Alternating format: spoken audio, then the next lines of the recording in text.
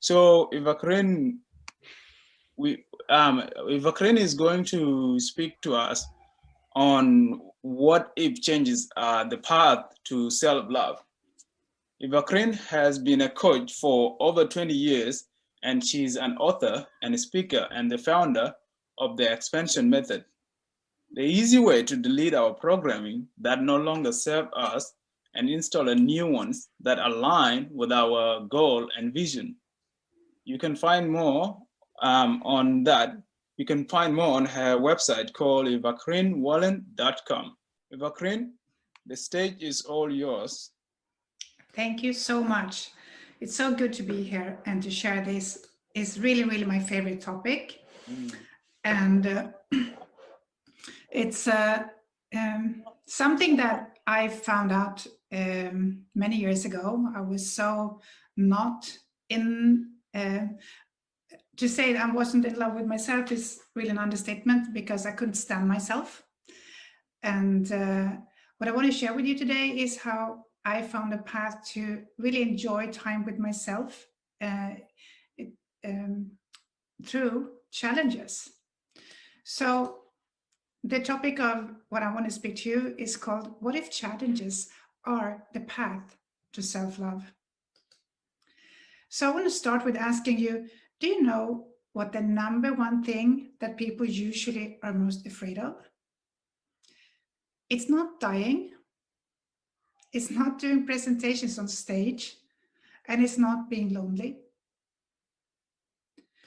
But it is how we feel about speaking from stage, dying, and being lonely.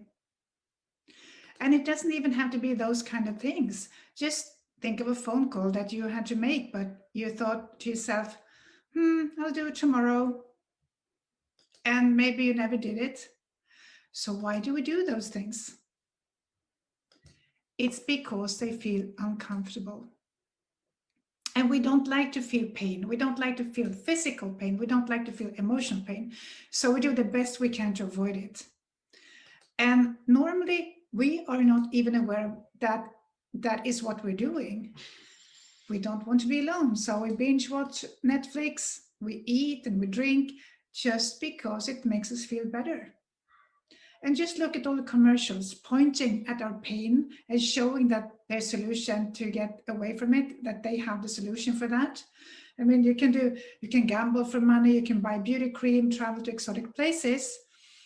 And that is all a cover up and putting a lid on what is actually going on.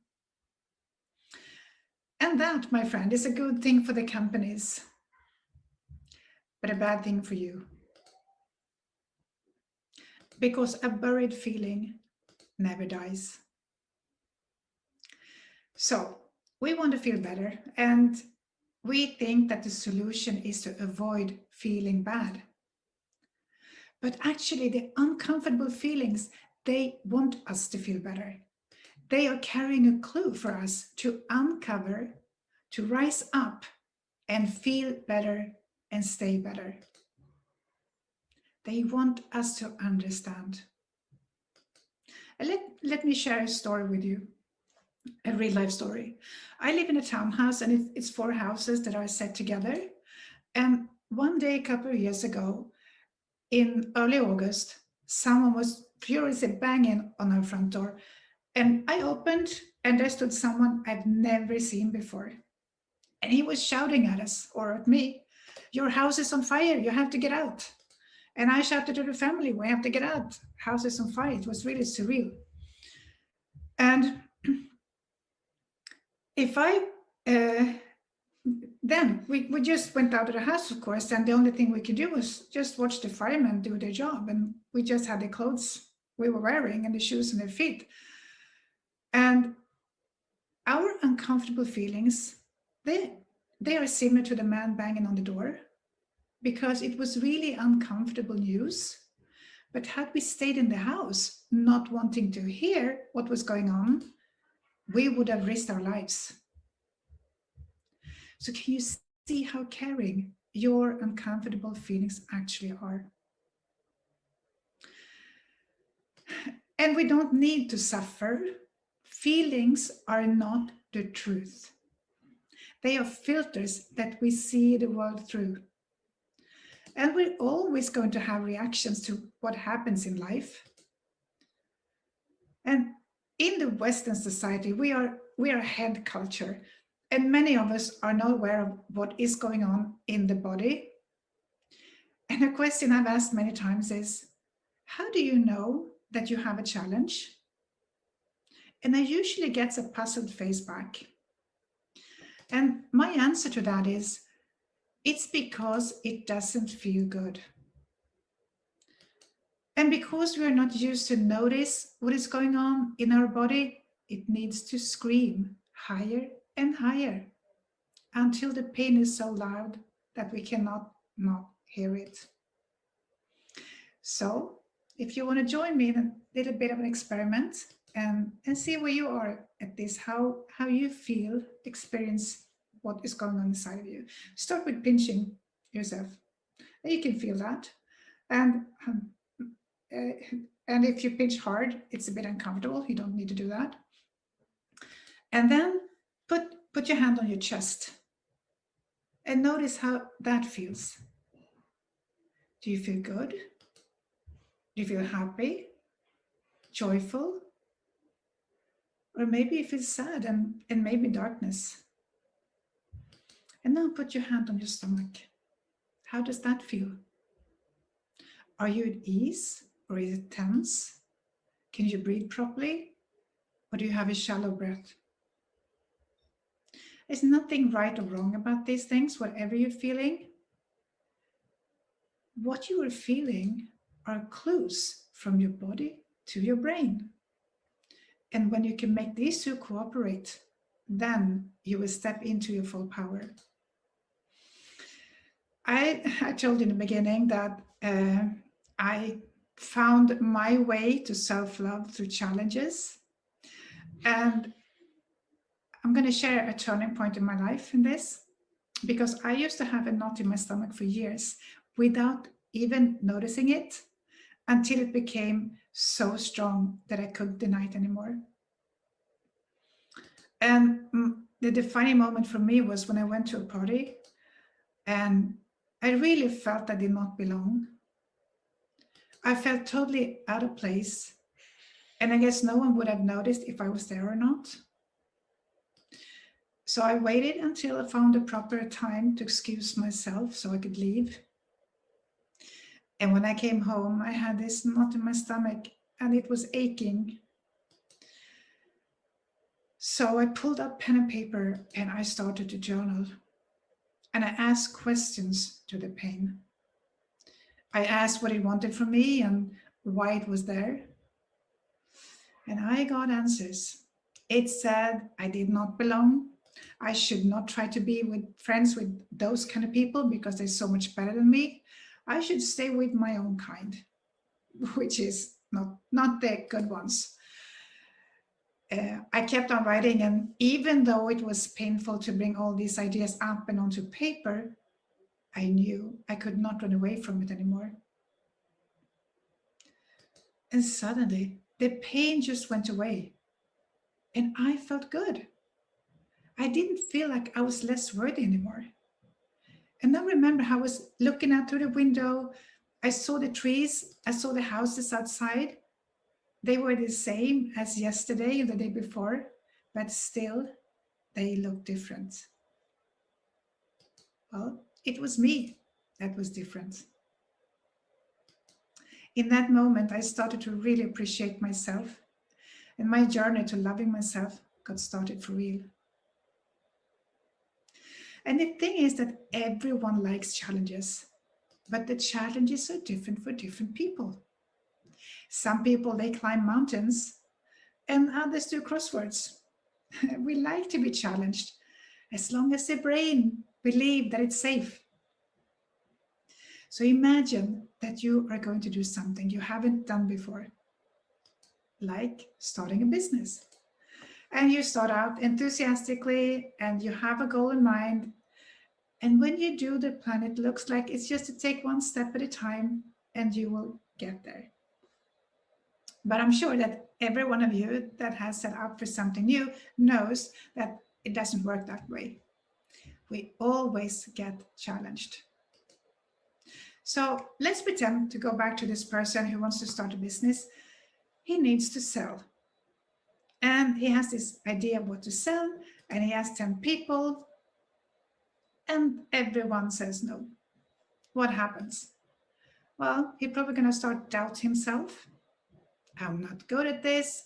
I'm not made to be an entrepreneur. Basically, I'm not good enough to make this work happen. Okay, let's find out what really happened here. When no one wanted to buy, he got disappointed. And with that came emotional pain. Instead of trying to avoid feeling it or drown in it and believe that it's the truth, he can start to listen and become aware of the clues. So it's a part of him that believes that he's not good enough to be an entrepreneur. It's not 100% of him, it's just a part of him that suddenly become really present with him. So that's the message. Good to know. Is it the truth? No, not yet anyway. It is more a fear of a possible future. So now when he's aware of it, he can make a conscious choice to decide that he is good enough. And for everyone that has tried to do positive affirmations, you know that it's not the easiest thing to change an idea that comes from a strong feeling. But I'm going to show you how to do that. And that is called thankfulness. To give thanks to the painful feeling of not being good enough, in this case, sometimes it takes 5 seconds, and sometimes it can take 5 days, depends on the situation. Because the feeling is your friend that wants to save you from a burning house. And finally, you are listening and taking action. So just notice you have a goal, and then you meet resistance, and you have this painful feeling. Notice what is going on in your body and the thoughts in your head as well. Because that is creating awareness. So these uncomfortable feelings are knocking on the door to help you create awareness. Isn't that good? So now you can thank the uncomfortable feeling that helped you to create awareness. That is what you're thanking them for. And when you can sit and feel this gratefulness, it knows that you have listened. So it no longer has any purpose to stay with you, and then it can leave you. And you have become an upgraded version of you. And also, what happens because when you feel pain, it's difficult for you to be in contact with your intuition. But when you send gratitude, and you're going to start to feel calm, and then you have a lot better access to your intuition. So your intuition is your guide, because I'm sure you've felt it many times that you have this idea that might seem crazy to start with, no logical sense at all. But when you went with it, you could see that it really made a big difference in your life. That's your intuition talking, and it's called inspired action. Follow that and see what opens up for you. So now, when you see how your emotional pain can help you to move forward, there's no reason to be afraid of them anymore. So set your eyes on where you want to go, what you want to experience and explore. Be conscious of the challenges and use them to up-level yourself, and you will find self-love on the way. And I have a gift to you as well, and it might seem like a strange gift on this topic, but it's called up-level your money set point. And I'm going to read on my other screen about it. Because it's your subconscious is running your life, at least to 90-95%.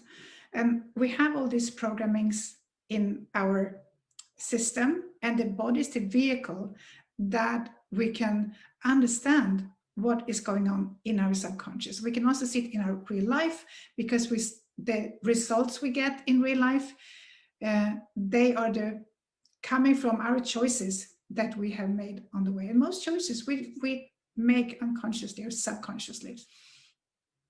So if you have felt that you have the same results over and over again, but you would like to create new results, and you try different things, you try to do different things, different strategies, but nothing really changes in the results in the outside world.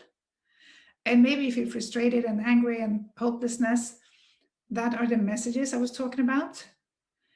The thing is to understand and decode the messages, because that's the only way, from my point of view, for you to change your results.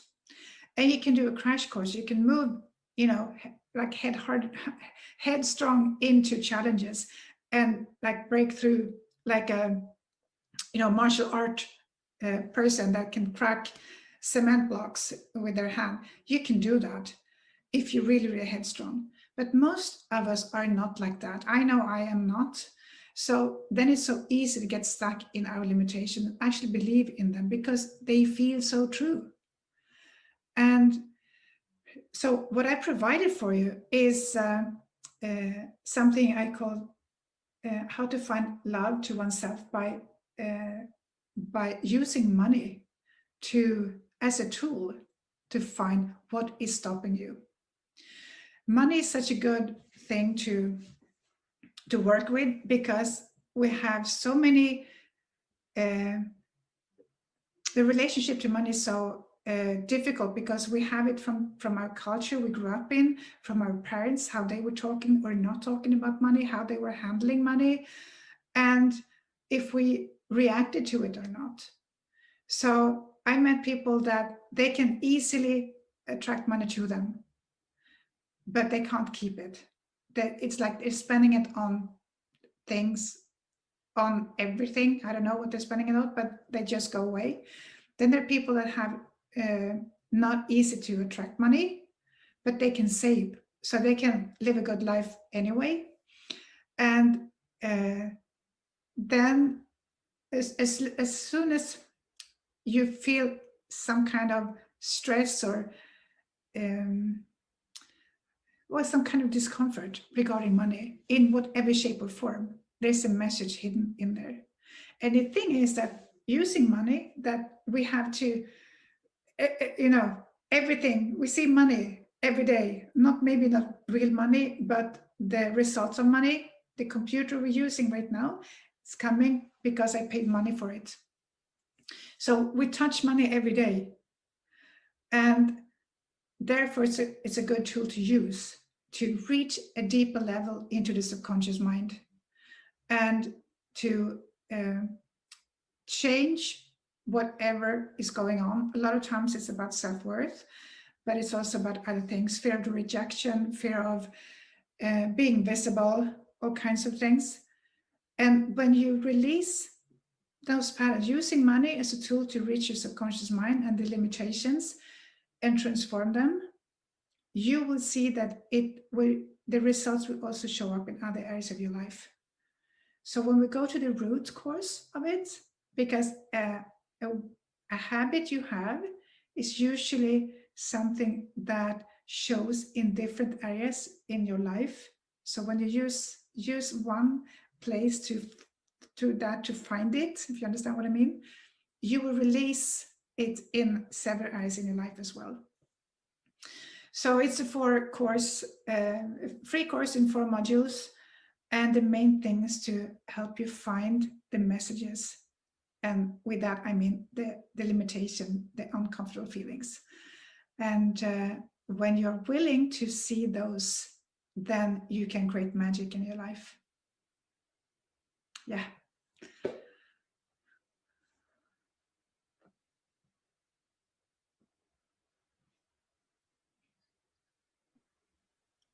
Is that nice? That's really interesting presentation there. What, so the big package of your give, can you give more? Can you elaborate more on it for the audience that are watching? Sure.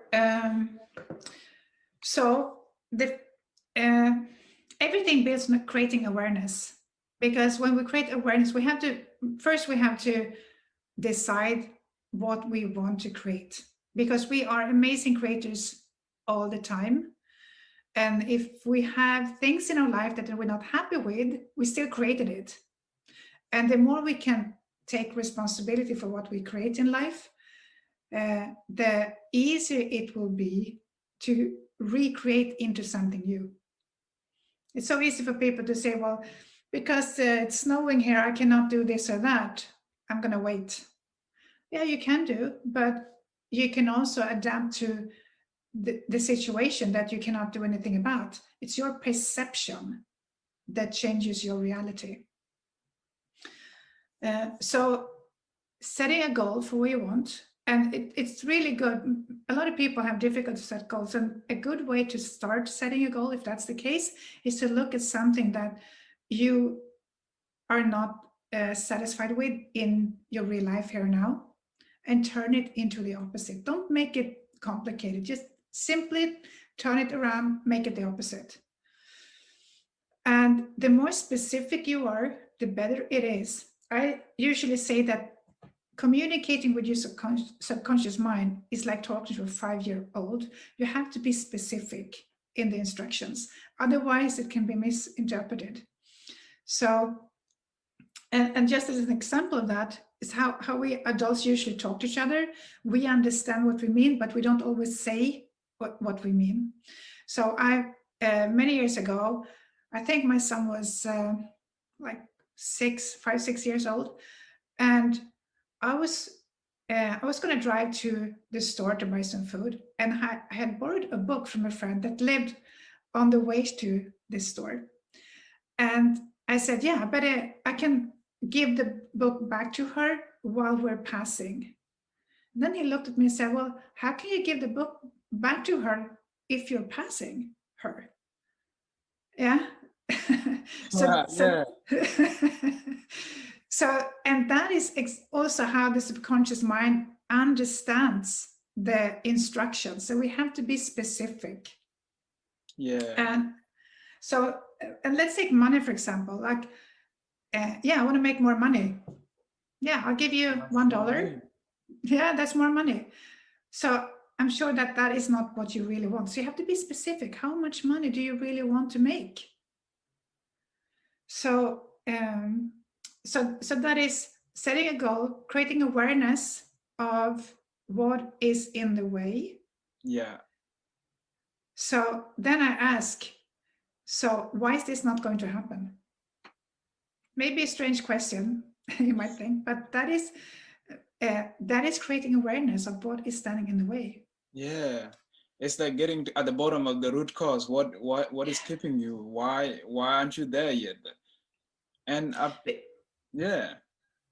Yeah, because so many people I know try the positive thinking thing, and Mm. it works when you want to have a parking spot, because that is not that big thing, but it's difficult to create in other areas Mm. because we have limitations that we're not aware of, patterns that we're not aware of, that are sabotaging that for us.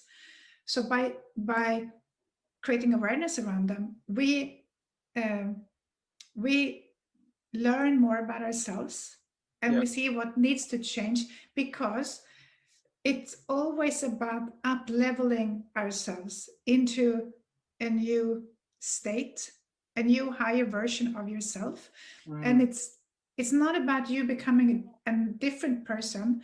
It's actually more you becoming more of who you truly are. Yeah. So think about a healthy child. When a child is 2-3 years old, they're just running around playing, having fun, and then when something is wrong, they scream. So somewhere on the way, it changes. But what if we could have that confidence as adults that we just walk and we don't really care about the reactions we get from other people? We can just scream a little bit, shake it off, and move forward. But we get so many programmings from our surroundings, and many times because people care about us, but we interpret it in a different way because we don't have so much life experience as children. So that's really interesting. If expanding on that note, if let's say, you know, we have been programmed certain way for our entire life, and we know that now we have come to realization that this is sabotaging our life, and I want to reverse this.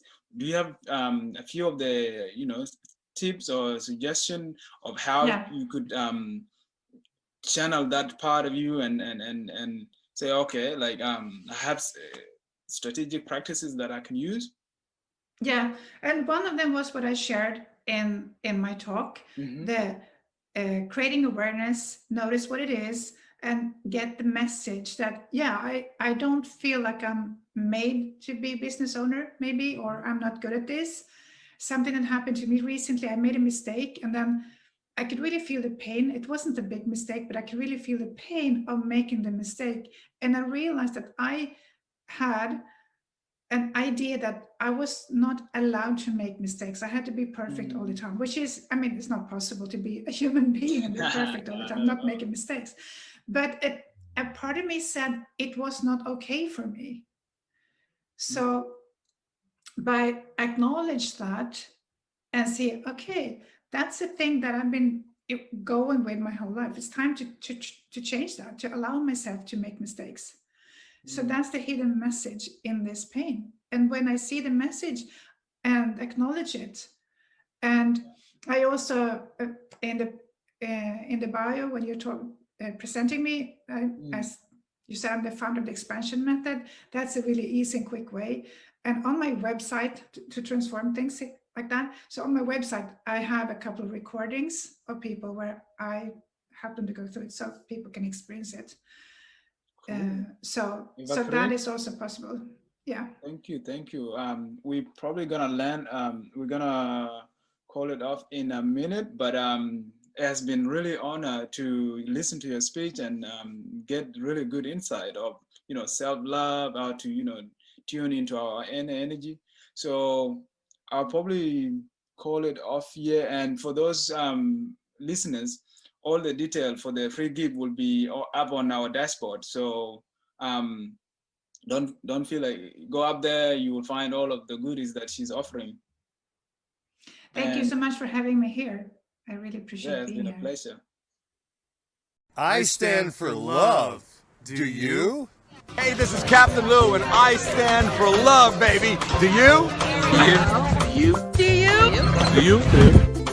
Yes. Do you? Do you? Do you? Do you?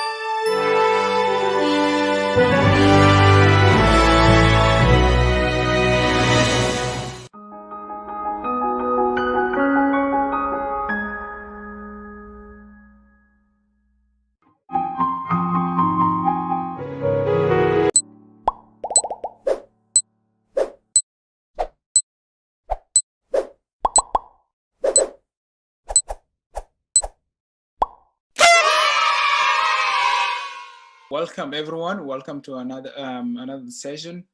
Is your co-host Theodore Ngorapol, and with me I have Jolina Karen. Jolina is currently in Colorado, and Jolina is going to talk to us about how to get through almost anyone. So Jolina Karen is a behavioralist who work with spiritually and psychologically sophisticated clients who want to be great partners, parents, teachers, and leaders. Their common values include the desire to be authentic and to feel connected to the people they care about. Yolina believes the fastest way to improve their relationship is to improve the way we communicate with them. She says, love, live, and die in our day-to-day conversation. So Jolina, welcome. Thank you, Dor. Thank you for having me. It's an absolute pleasure to have you. So thank you for that introduction. Yes, I'm going to be talking about how to get through to almost anyone in this conversation.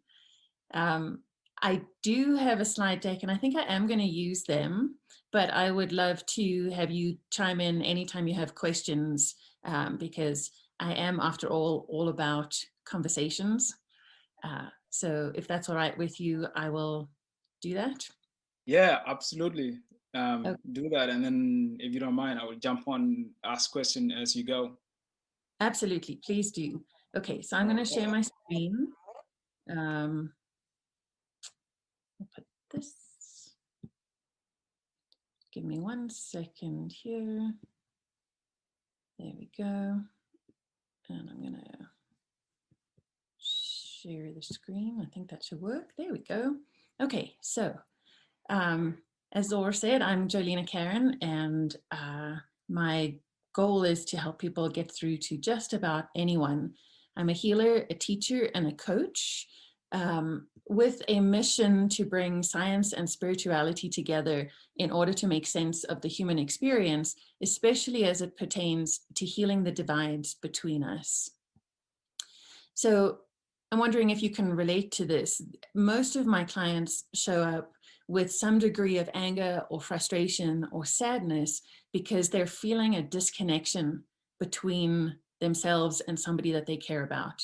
So my clients are very often spouses. Usually it's the wife showing up, wanting to know how to get through to her husband, or it's a parent who is dealing very often with a teenager, feeling afraid that they're losing connection with their child, and they're asking questions about how do they get through to this child of theirs. And then the third group of clients that I work with are business owners and executives who are struggling with relationships within their groups or with their employees. And the consistent question is, how do I get through to whoever it is that they're struggling with? Of course, what they're looking for is to reestablish that connection and return to feelings of love and appreciation and feeling valued. So the bridge between us is, in my opinion, great communication. So great communication has two components to it. There's the skill component, which is the what are you doing part. And then there's the presence component, which is the who are you being in the relationship part. For this talk, I'm going to focus on on the skill part. What are you doing? The art of developing presence is a much deeper personal development journey that requires more time and more time than we have here, and certainly is a lifelong journey for most people to integrate the parts of themselves and become a whole, fully functioning individual. So the goal of having a conversation in which you really get through to somebody your goal should be to make people feel seen and heard, understood, and appreciated for being exactly who they are. So seen and heard, understood, and appreciated for being who they are is the goal. Now, it's, most people think about listening skills or communication skills as being soft skills, and we typically think about them with relationship to personal relationships. But the application in business is just as important. If we can't listen, we can't sell. If we can't listen and communicate in a way that makes people feel seen and heard, understood and appreciated, we certainly can't lead people. If we can't communicate in this way, it's very difficult to resolve conflicts. And the other piece is, if we're not able to listen in a way that makes people feel seen and heard, understood and appreciated, we actually lose the ability to draw out of them their best ideas, their best creativity. So we're going to go into the neurobiology in a little bit, the neurobiology of a great conversation. But there's a piece here about when you make somebody feel seen and heard, understood and appreciated, you not only have an effect on their psyche, but you also have an effect on their brain. And I'm going to talk a bit more about that in a minute. The most dramatic story that I can tell about a client of mine who put this way of listening and conversing into action was a client of mine in Africa who was a C-suite executive in a very large company. They had almost 10,000 employees, and the employees were threatening to go on strike.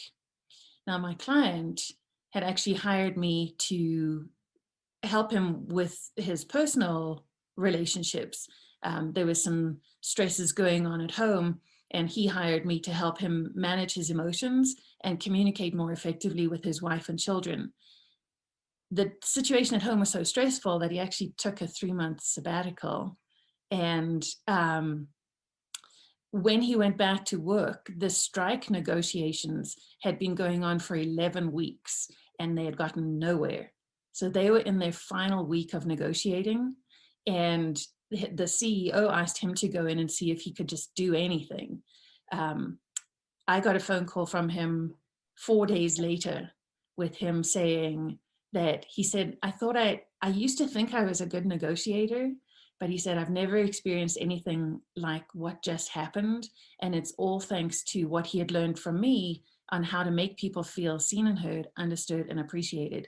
They had a deal within 4 days that stopped the strike and kept the company moving forward. It saved them millions.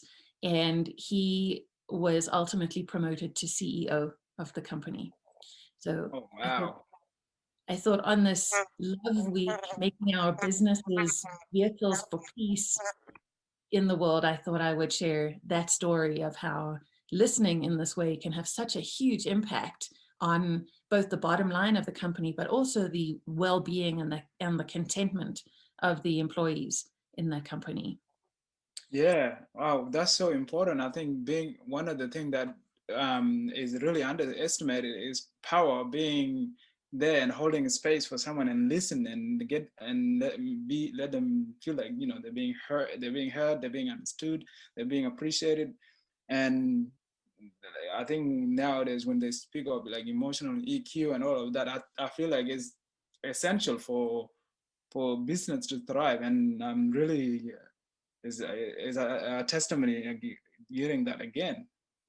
Thank you. Yes, I agree with you. I think great communication skills and especially great listening, I really think it's the most undervalued skill in the world. And I think the empaths and the quiet people and the people who are naturally good at listening are probably the most underappreciated people in the world. So thank you for giving voice to that. And the other thing you said there about holding space, the ability to hold space for another person, that speaks to presence and the essence of who we are. And that's a crucial component of being able to have these conversations in which people feel seen and heard, understood and appreciated. So thank you for mentioning holding space. So that ties right into my next slide, which one of the components of having these kinds of conversations starts with creating psychological safety. And over the last 20 plus years of working with clients, I've realized that there's a flow of conversation that matches the flow of information in the brain. So if we can calm the brain, we open the mind. And so I want to go very quickly through some of the parts of the brain. Now, this is a very high level overview. I'm not a neuroscientist. I'm borrowing a lot of this information from Dr. Dan Siegel, who is on the cutting edge of interpersonal neurobiology. And we're going to use his very handy model of the brain to just talk about how information flows in and out of the brain. So we actually all have one of these models. It's called our hand. So anybody that's watching, or Zora, if you want to do this with me, if you close your thumb in and then close your fingers over your thumb, you have a very handy representation of one hemisphere of your brain. So I can't take credit for this. This is Dr. Dan Siegel. But Wow. what this represents is the forearm represents the brain stem, the spinal column going up into the brain stem. And the palm of your hand is actually representing the brain stem. So you've got spinal column bringing information from the outside world in through your body, up your spinal column, and it arrives in the brain stem. Your thumb, when you close it in, represents the limbic system. This is the emotional and memory part of the brain, right? With its main components being the amygdala and the hippocampus.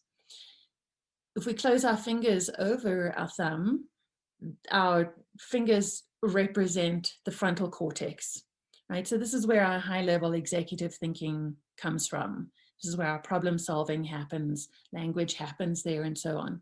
Now, we're not born with our brain fully integrated. So one of the things that's really interesting about brain development and the role of conversation, it relates to a really important part of the brain, which is represented by our fingernails. So if you make that fist, what do you notice about the fingernails, where your fingernails are positioned here? Anything? They're tucked in. They're tucked in, and look at how they touch all the other parts of the brain. So they touch the brainstem, they touch the memory and emotion center, and they touch the frontal cortex. So this little area that's represented by your fingernails is called the prefrontal cortex.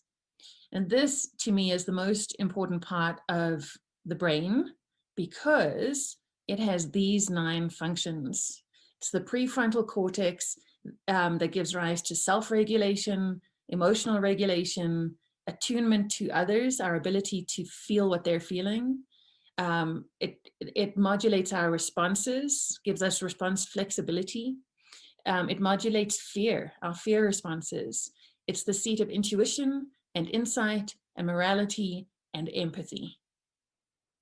So rather important part of the brain, I think. And here's the magical thing about conversation that makes a person feel seen and heard, understood, and appreciated for being exactly who they are.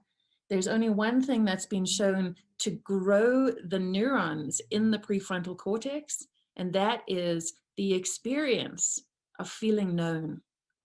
It's the experience that we get when we feel somebody is actually seeing us and hearing us, that they're understanding us, and they're truly appreciating us for being who we are. That experience actually stimulates the growth of interconnective neurons in the prefrontal cortex. So this is part of why I get so excited being able to share this information, because I want to live in a world where people have empathy, where they're living, according to their highest intuitions, where they're able to modulate their fear and their responses, because the more other people can do that, or the more of us do that, the more freedom we create for everybody else to be fully themselves. So that's ultimately a driving force for me. So, oh wow, that's a good driver. And just looking at the prefrontal cortex, it just it pretty much control our state of being, like self-regulation, intuition, moral. Like it's like everything that encompasses our life, really. Like if we get a hand of this and regulate it, then we are more altruistic being in a way by just simply being in tune with this. Absolutely. And so this is the power that we have as great listeners. We have the power to actually create experiences in which other people's prefrontal cortex is stimulating integrative neurons. It's growing. And what those why the integration of the brain is so important is because as we take in information from the outside world, it's gonna come in. We're gonna receive the stimulus.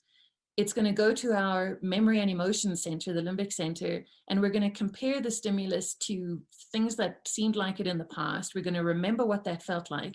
And then we're going to come up to our frontal cortex and we're going to make a decision on how we're going to respond, right? Well, as I said, we don't come into the world with the brain fully developed, right? And if there is not a whole lot of connectivity between the different parts of the brain, it's really easy for people to just flip their lids. We just break connections. You know, we hear people say, you know, I got so emotional, my brain just shut down, or I went offline. You know, I got so emotionally flooded, I couldn't cope, so I just checked out. Well, the checking out literally it's almost like there's the parts of the brain disconnect. So they're not talking to each other. And if we want to grow into well adapted, if we want to raise children who are resilient and adaptable, we need to be doing everything we can to create more and more connection between these different parts of the brain, right? And the same at work. You know, if we're wanting our team members around us to tap into their creativity, then we have to create experiences where they feel psychologically safe, where all parts of their brains are integrated and they can access all of their genius and give expression to it. So we as great listeners have tremendous power and I think tremendous responsibility as well. So again, thank you for this opportunity to share some of this stuff. So, all right. So there are 6 steps that conversation can follow along in order to mimic how information travels in the brain. And fortunately for us, these 6 steps correspond or create a lovely little acronym called REVERT. And the reason that I love this acronym called REVERT, which means to give back or to go back, is in a conversation that makes somebody feel seen and heard, understood and appreciated, we're constantly going back to them and giving power back. Excuse me. Excuse me. We're giving power back to them, right? So of this 6-step process, it starts with reflection. So the R in REVERT is for reflect. Just the facts, ma'am. And so anybody that's done any sort of active listening is going to be familiar with some of these steps. When we're reflecting, the idea here is to use their words exactly to reflect just the facts of what they're telling you. And so a sentence can start with, so it sounds like you're saying the car swerved from the left lane all the way over into your lane and cut you off. Right? Now there is debate in the world of communication about whether we should reflect people's words verbatim or whether we should paraphrase with our own words. And I'm going to say the more you can use the other person's words verbatim, the more quickly and easily and effectively you convey the message that you're actually listening to them. You know, think of a time when somebody has been able to say back to you, you know, so what I just heard you say was, and then they use your words exactly. I mean, you get a very clear message that they have actually paid attention to you and they've listened to what you were saying, right? So that's the first step, is to reflect. The second is to empathize. So again, reflection is going to calm the brain stem, which is all about survival. Empathy, and the next step, which is validation, is going to start calming the amygdala and the hippocampus, the emotional part of the brain. So when we're empathizing, we're acknowledging the feelings, right? And so we can say things like, wow, that sounds like it was really scary, or I can see that you're really upset. How did that make you feel? So we can elicit words that are feeling words, and reflect those back to the client or to the person that we're talking with. Now, just to go back to the question of whether we should reflect using their words verbatim or whether we should be paraphrasing, when we're reflecting emotion words or feeling words, you must use their word exactly. Because if we paraphrase, it creates confusion in the mind, right? And a beautiful example of this, an example of this was, I was working with a couple who were going through a separation, and he was the one wanting to leave, and she was the one who was most upset about this. And she said to him, "It really hurts to be rejected." And he reflected and empathized by saying, "So what I'm hearing you say is you really hate to be rejected." So can you feel that there's such a different emotional feeling with those words? And it immediately put her into defensiveness. I didn't say I hate it. I say that it hurts.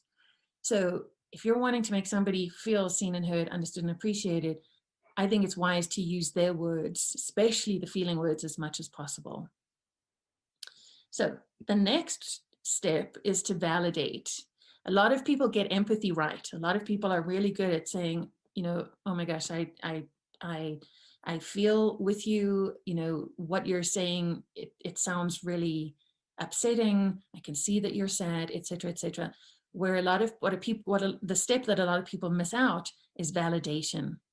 And validation sounds like, it makes sense to me that you feel sad, angry, upset, hurt. And the crucial word is because. It makes sense to me that you're having this experience because if I were in your shoes, I think I would feel that way too. Or if it was me in that situation, I can imagine that I would also react or feel the way that you're feeling, right? Now, the thing about validation is validation is not telling somebody that they're right? Okay, it's just saying you're right to have the experience you have given your value system, your history, your circumstances. Okay, and again, the importance of empathy and validation is that they calm the emotional center of the brain, the limbic system. So moving on, the E in revert is to elicit their goals, right? So once you've gone through reflecting what you've heard them say about their experiences, just the facts, then you've empathized and validated their emotional response to it. The next thing is to ask them what they need next, or what they want to be experiencing instead. So this is crucial, is that if we're going to give the power back to the other person, if we're going to empower them with opportunities to solve their own problems and gain confidence and self-awareness through that process, we have to, at this point, ask them for their intentions or their goals moving forward. The big mistake that I see people making here, especially the well-meaning, caring parents of the world, is that they often jump in too quickly here with trying to fix the problem. Same goes for very well-meaning husbands, ladies. They jump in too quickly with, let me tell you what you need, right? Here's the solution that I see for your problem, right? Please don't do that. This is where personal development, this is where ego integrity, this is where ego strength comes into, because so many of us caring people, and I've had to learn this over the years, so many of us caring people get our sense of self-worth from being able to be helpful and provide information and tell people what they can and could be doing in order to improve their situation. Don't do it. Take a deep breath, ask the other person, so what is it that you want right now? What is it that you need to move on from this situation? Then once the person has had an opportunity to feel into and to think about what it is that they want next, the next thing is to redirect them. This is about handing the power over to them to solve their own problem. So the redirection question is, so what can you do to help yourself? What could you be doing to move yourself from here to there, right? Again, the mistakes that I hear people making that can take power away from the other person is, what do you need me to do? How can I help you, right? The first question that we need to be asking is, what can you do to help yourself? This is how we build resilience. This is how we build confidence. This is how we give people an opportunity to dig into their own creativity and bring out their genius. We ask them, what can you be doing? And there is a piece, there's sort of a nuance here where we can think about it in terms of directing in space and time. So in space, if somebody is feeling like they are the victim of something else, then asking the question, so the challenge is coming from the outside in, then the redirection is from the inside out. What can you be doing to affect your environment or affect the situation? Time, if a person is stressing about something that could be coming in the future, a redirection in time could be you saying, remember a time in the past when you handled this situation? What did you do then that you could be using now? Or if a person is stressing about something they did in the past, then a redirection in time is you saying something like, think about how in the future this situation is going to help you. What are the gifts that you could be taking from this situation or the situation in the past that you can use in the future? So just little nuances there with redirection questions. And then the final, sorry, good. Then the final step here is to thank them. Always thank, to live with an attitude of gratitude, I think, is priceless. If somebody has been vulnerable enough to actually open up and share with you what's going on for them, then I think they deserve to be thanked for that. And I want to say you too deserve to be thanked. If you have held space for somebody, if you've made them feel seen and heard, understood and appreciated, then you too deserve to be thanked. So I have one more slide, but I don't have my timer on my screen. So Zora, could you give me a cue here? How are we doing? We have 1 minute to wrap it up. 1 minute and a bit. All right. So I'll just recap there: reflect, empathize, validate, elicit their goals, redirect, and thank them. And thank you for this time. I'm done. Oh, sorry. I'm going to unshare my screen. I don't know how to do that now. Wow. Thank you, Jolina, for sharing that with you. With us, very insightful. We picked up a lot, and that acronym REVERT, I think I'm gonna remember that for the rest of my life as a listener, and in terms of my communication. This is like a formula that anyone can adopt and improve their communication. So on that note, I'm going to touch down, and it's been a pleasure having you. Thank you very much for coming along. Thank you so much for having me. If anybody wants that formula, they can download it for free on my website. So yeah, let's get it out. And we will also share your detail on our dashboard. Thank you very much for coming along, Jolina. Nice to meet you. Nice to meet you too. Thanks.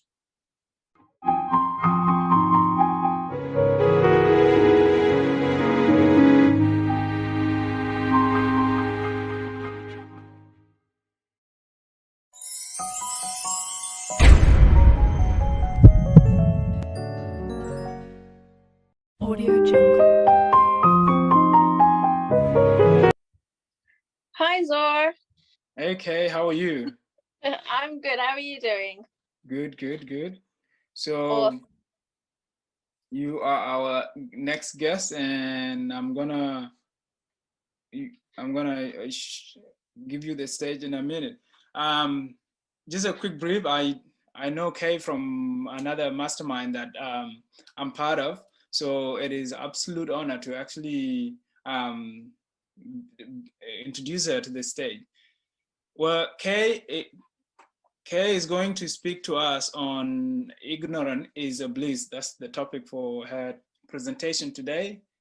Kay transitioned from having several health issues at one point to closing sales, streamlining businesses, and managing their finances to hit monthly target.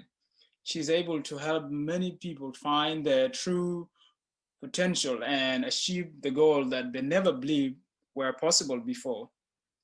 As an ex-police officer turned, she's an award-winning author who acknowledged by Her Majesty, the Queen of England, who has a copy of her book in the Royal Private Library, a top ticket closer and a coach. Wow, what an accolade. Kay, welcome. It's so good to have you on here. Thank you. I'm glad to be here. Thank you for inviting me to be on here. It's an absolute privilege. So I didn't even know that you are a well-established author and your book is somewhere in the palace. This is I'm mind blown. I know it's a well-kept secret, but I've recently been told that I need to get out there and start telling people. Yeah. Oh, yeah. Share it. This is a game changer, and thank you for whoever told you to share it with the world. It's good. So the stage is yours. Head away. Thank you, Zora. So today the topic, guys, is ignorance is bliss. Before I go into explaining why ignorance is bliss, I just want to give you a little bit more of a background of where I came from. So a few years ago, I was in the corporate ladder. I was actually a police officer in London for 6.5 years. It was a complete accident that I fell into this career. It wasn't something that I was decided to plan on going ahead with. However, I was rejected by a lot of companies in the corporate business, and I ended up falling in as a police officer.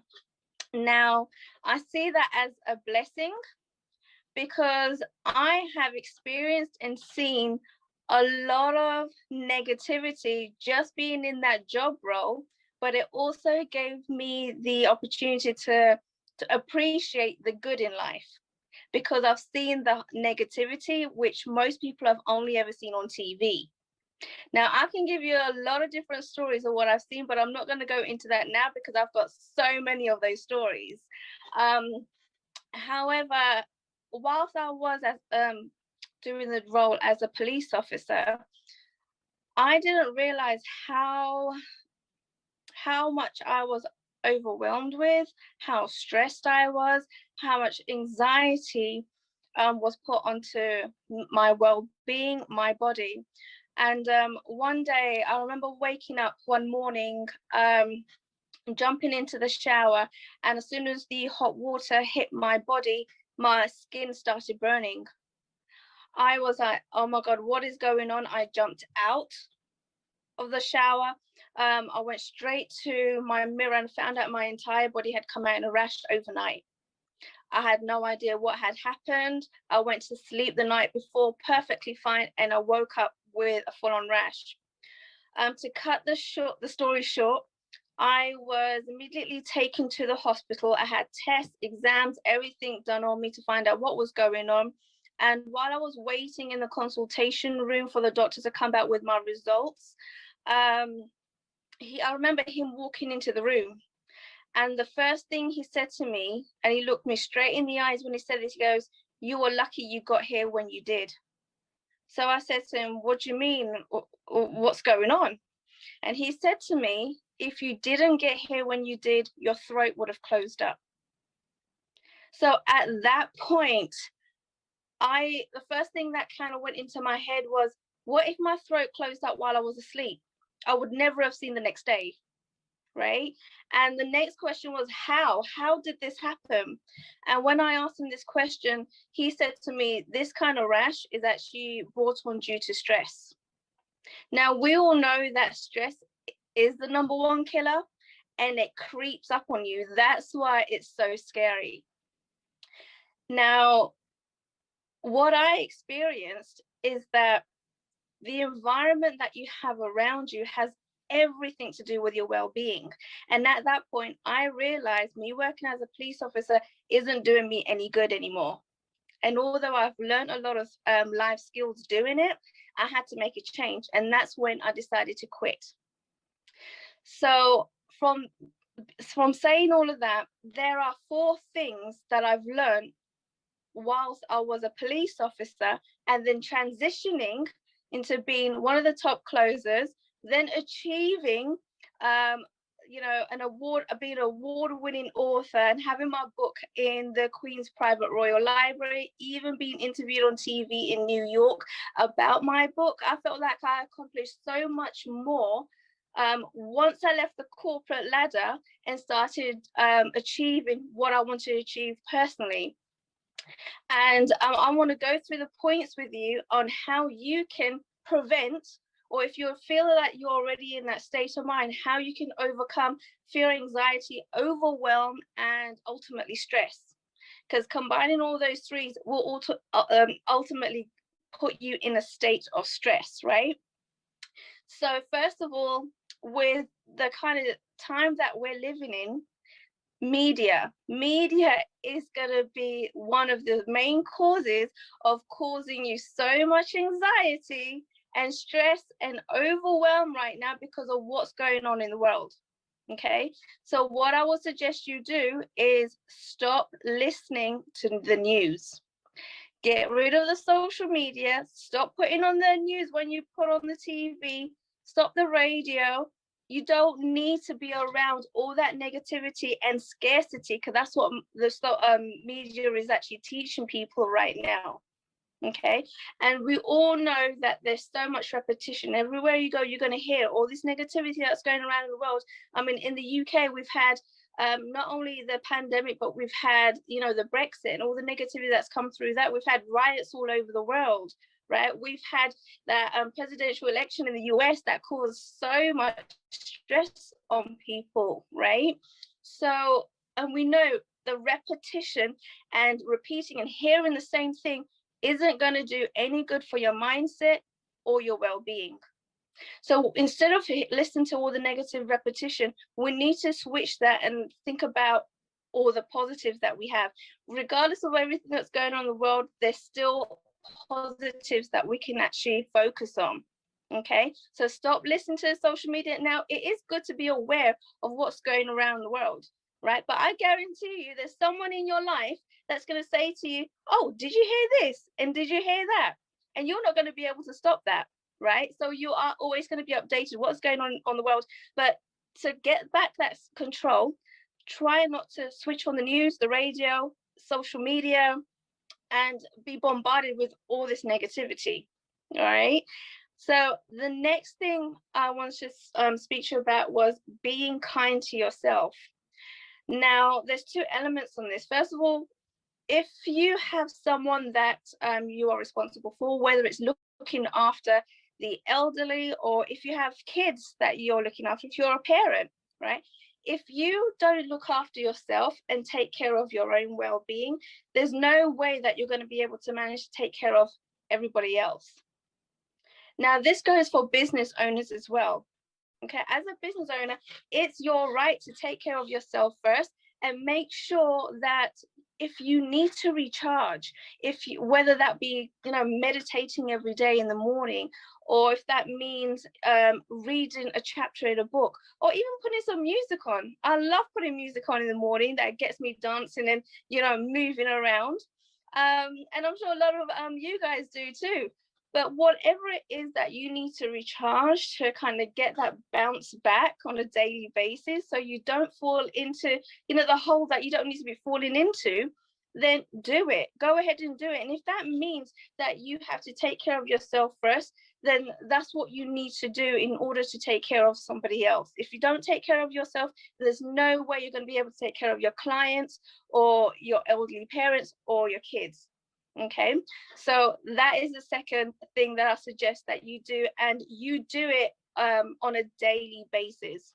Okay, the third thing is to focus and gain clarity.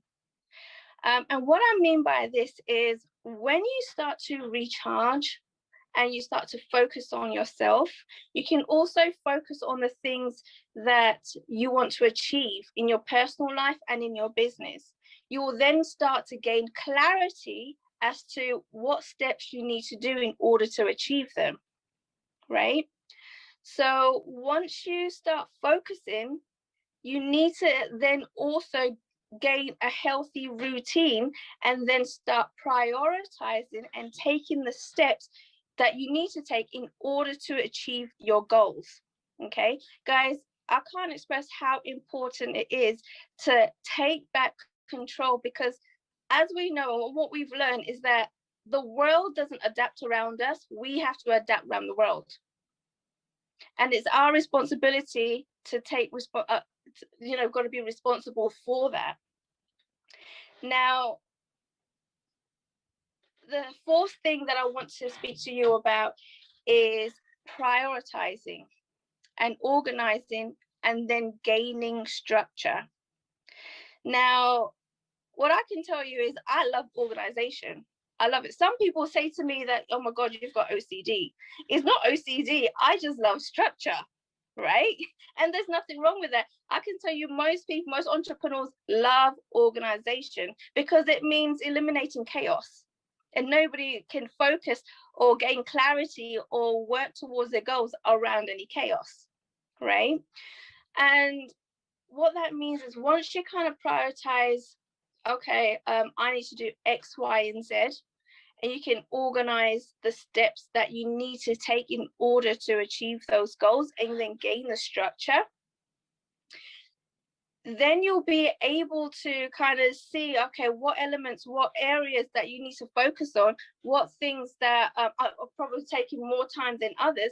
But then when you organize, we also know that it eliminates time wasting. All right. And then time is the most valuable commodity. We don't want to be wasting our time because we haven't organized, we haven't prepared, and we haven't structured what it is that we want to do. Now, when we tell ourselves, when we make things difficult, and as human beings, we all tend to do that, okay? Sometimes it's because we're trying to do something that we're not really good at. Now, we can't be good at everything, right? But when you tell yourself something is hard, what do you create? You create obstacles, okay? So when you start organizing, prioritizing, and gaining that routine and momentum, then you start eliminating those obstacles. It stops being overwhelming, and it turns everything to be a lot easier than being really difficult because you didn't have to do that. It means taking small steps to get into your goals. Okay. So that was my 4 points. What I have done is actually changed up the free a gift that I was going to give people. So what I've done is I'm going to be creating a 90-day challenge, all right, for anyone that wants to join. And this is basically getting people shifting their perspective and gaining new habits so that you are able to achieve those goals. And what I'm going to do for you, because I know this works, is to keep you accountable.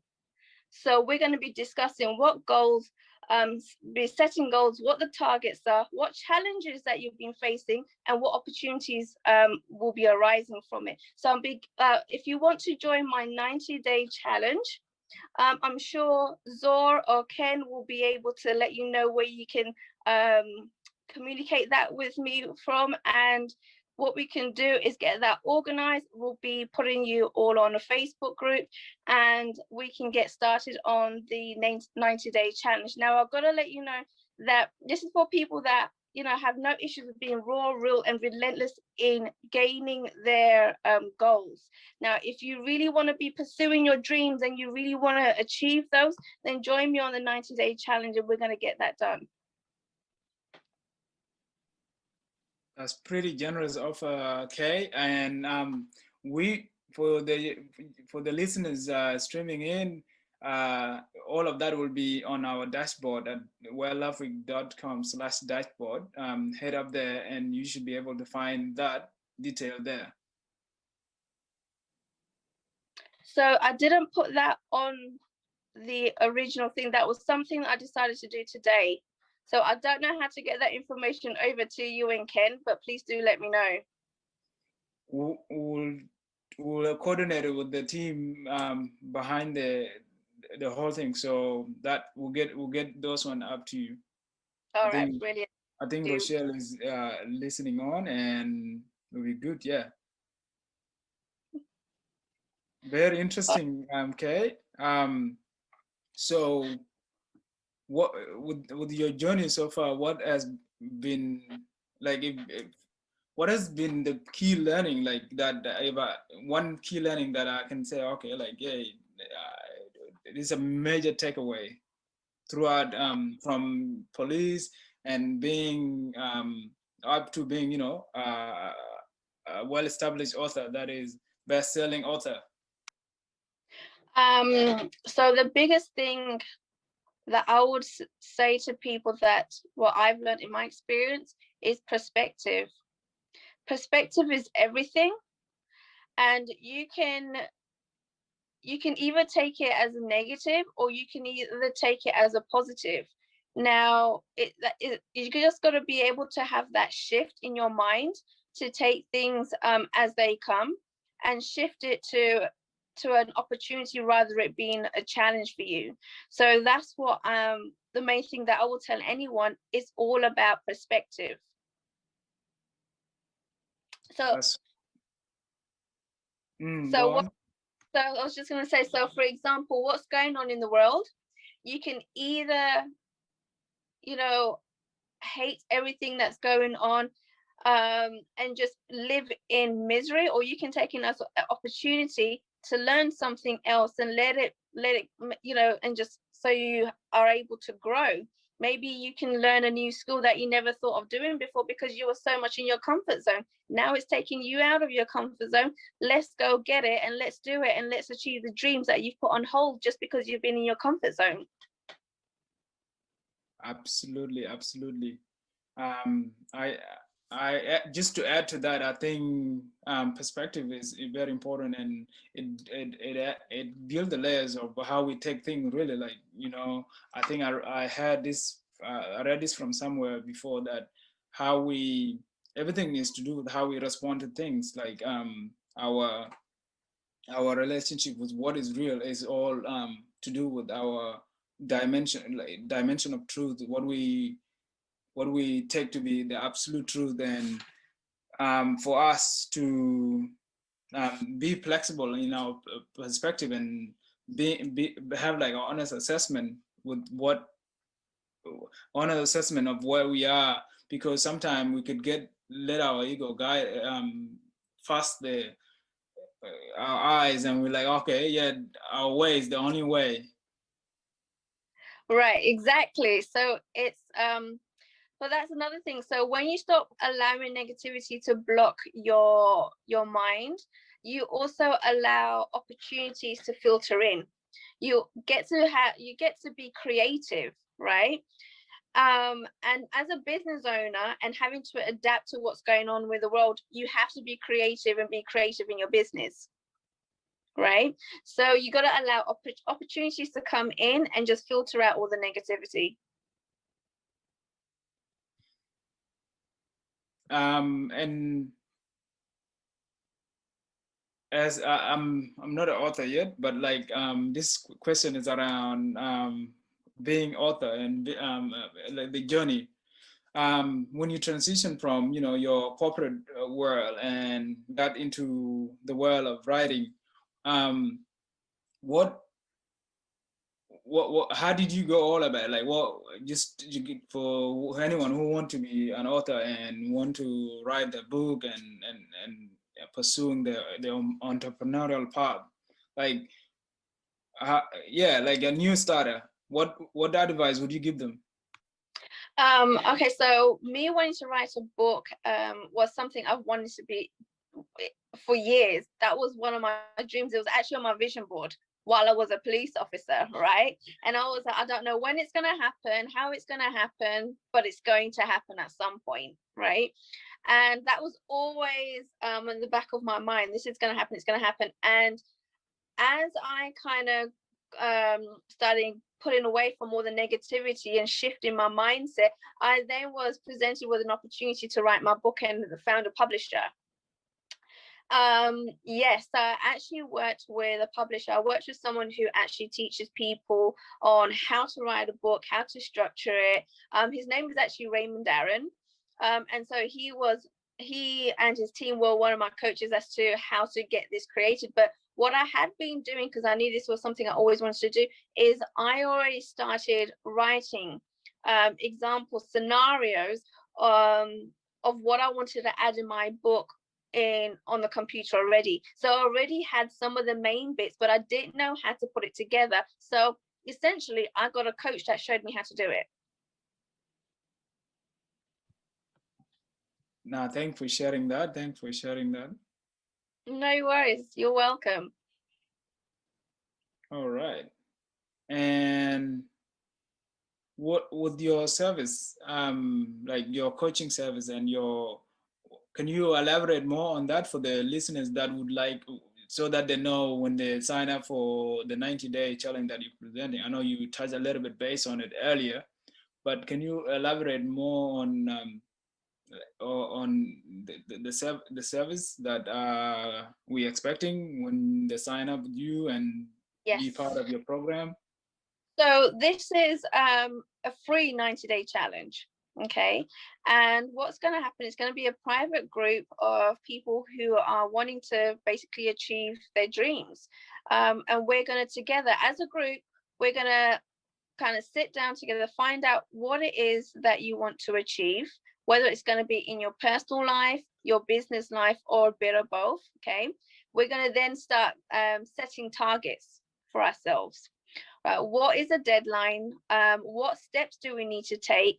And making sure that we do achieve those goals. And also what I've learned is if you don't put things down on pen and paper, it never gets done. You start just saying to yourself, oh, I'll do it tomorrow, I'll do it tomorrow, I'll do it. And it never happens, right?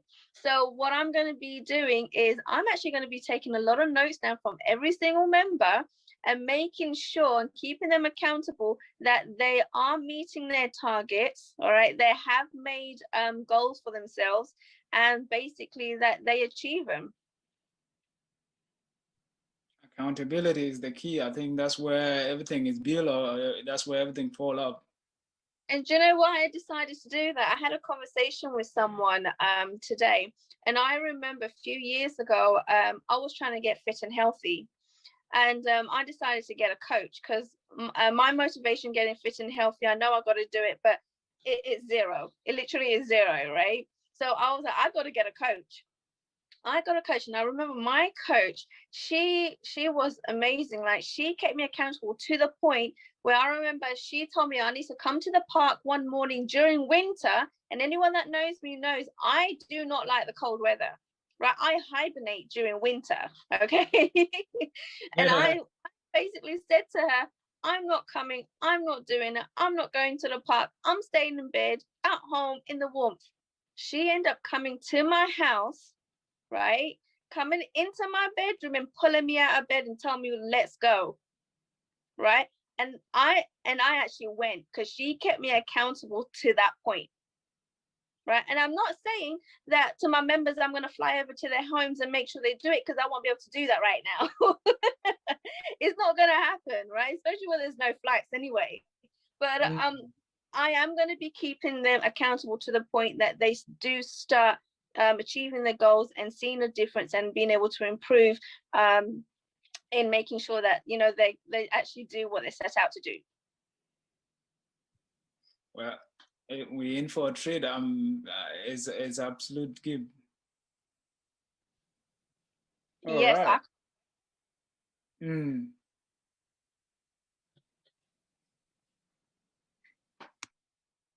Hang on. We still wait. We still waiting on a few more to come. All right. So, do you have anything else that our listeners should take? Any final advice that we can all take? Any final advice? If you're scared, that means that this is something that you need to do. Okay. Now, I was told that being vulnerable in front of people is perfectly fine. And in fact, this is my first time that I've been speaking at an event, and I was absolutely scared. Like, I was like, oh my God. There's no way I can tell. Even the way you've structured your speech and the way you came in and took it from the front foot, I don't think it doesn't look like it. No, well, I'm glad, but Ken actually pushed me, and I'm so grateful. He messaged me and he goes, why haven't you filled out the form? I'm like, what? He was like, why are you not speaking? I was like, oh, I had no idea you wanted me to speak. He was like, why wouldn't I? And he pushed me and encouraged me, and that's why I'm sitting here today, speaking and giving pointers to people, because he actually pushed me. And I tell you something, having coaches like Ken and Tim Johnson that I have in my life and a few others definitely keeps me accountable. They keep me on my toes, and I can truly say this year I have kind of stepped out of my comfort zone and started doing things that I was so scared of doing previously. But you know what? It's about showing up, and that's why I'm here. Oh wow. And it's good because like we can pretty much like nowadays we think that we have all the information, we can go and find it somewhere and we can implement it. But sometimes you just need someone, a mentor, a guide, or someone, a coach who has done, who has walked through the path that you're about to take. So I thought I should add on to that. So on top of, when you are speaking about accountability, that pretty much feed into that, because sometimes you need that extra alternative, someone who has a big picture of where you are going, because sometimes if you haven't been there, it's good to get that guidance. Oh yeah, definitely. And it's just like the way I say, like, people say they want to get fit, they want to lose weight, they want to do all this stuff, and they know exactly what to do. It means eating healthier, it means exercising, drinking lots of water, but people still don't do it because there's no one to keep them accountable, right? That makes a huge difference. On that note, Kay, it has been an absolute pleasure having you on as a speaker. A lot of insight has been, my mind is open to your background is humbling in a way, because this just shows that, for anyone that is out there doing corporate job, if you want to transition, someone who has done it, and it can be done. So thank you for sharing all of that. And yeah, it's been a pleasure having you. Yeah, it's been awesome being here and speaking with you and just sharing my story. Thank you so much for inviting me. Nice. It's an honor. Thank you. Thanks. Bye. See ya. I stand for love. Do you? Hey, this is Captain Lou, and I stand for love, baby. Do you? Do you? Do you? Do you? Yes. Do you? Do you? Do you? Do you? Do you?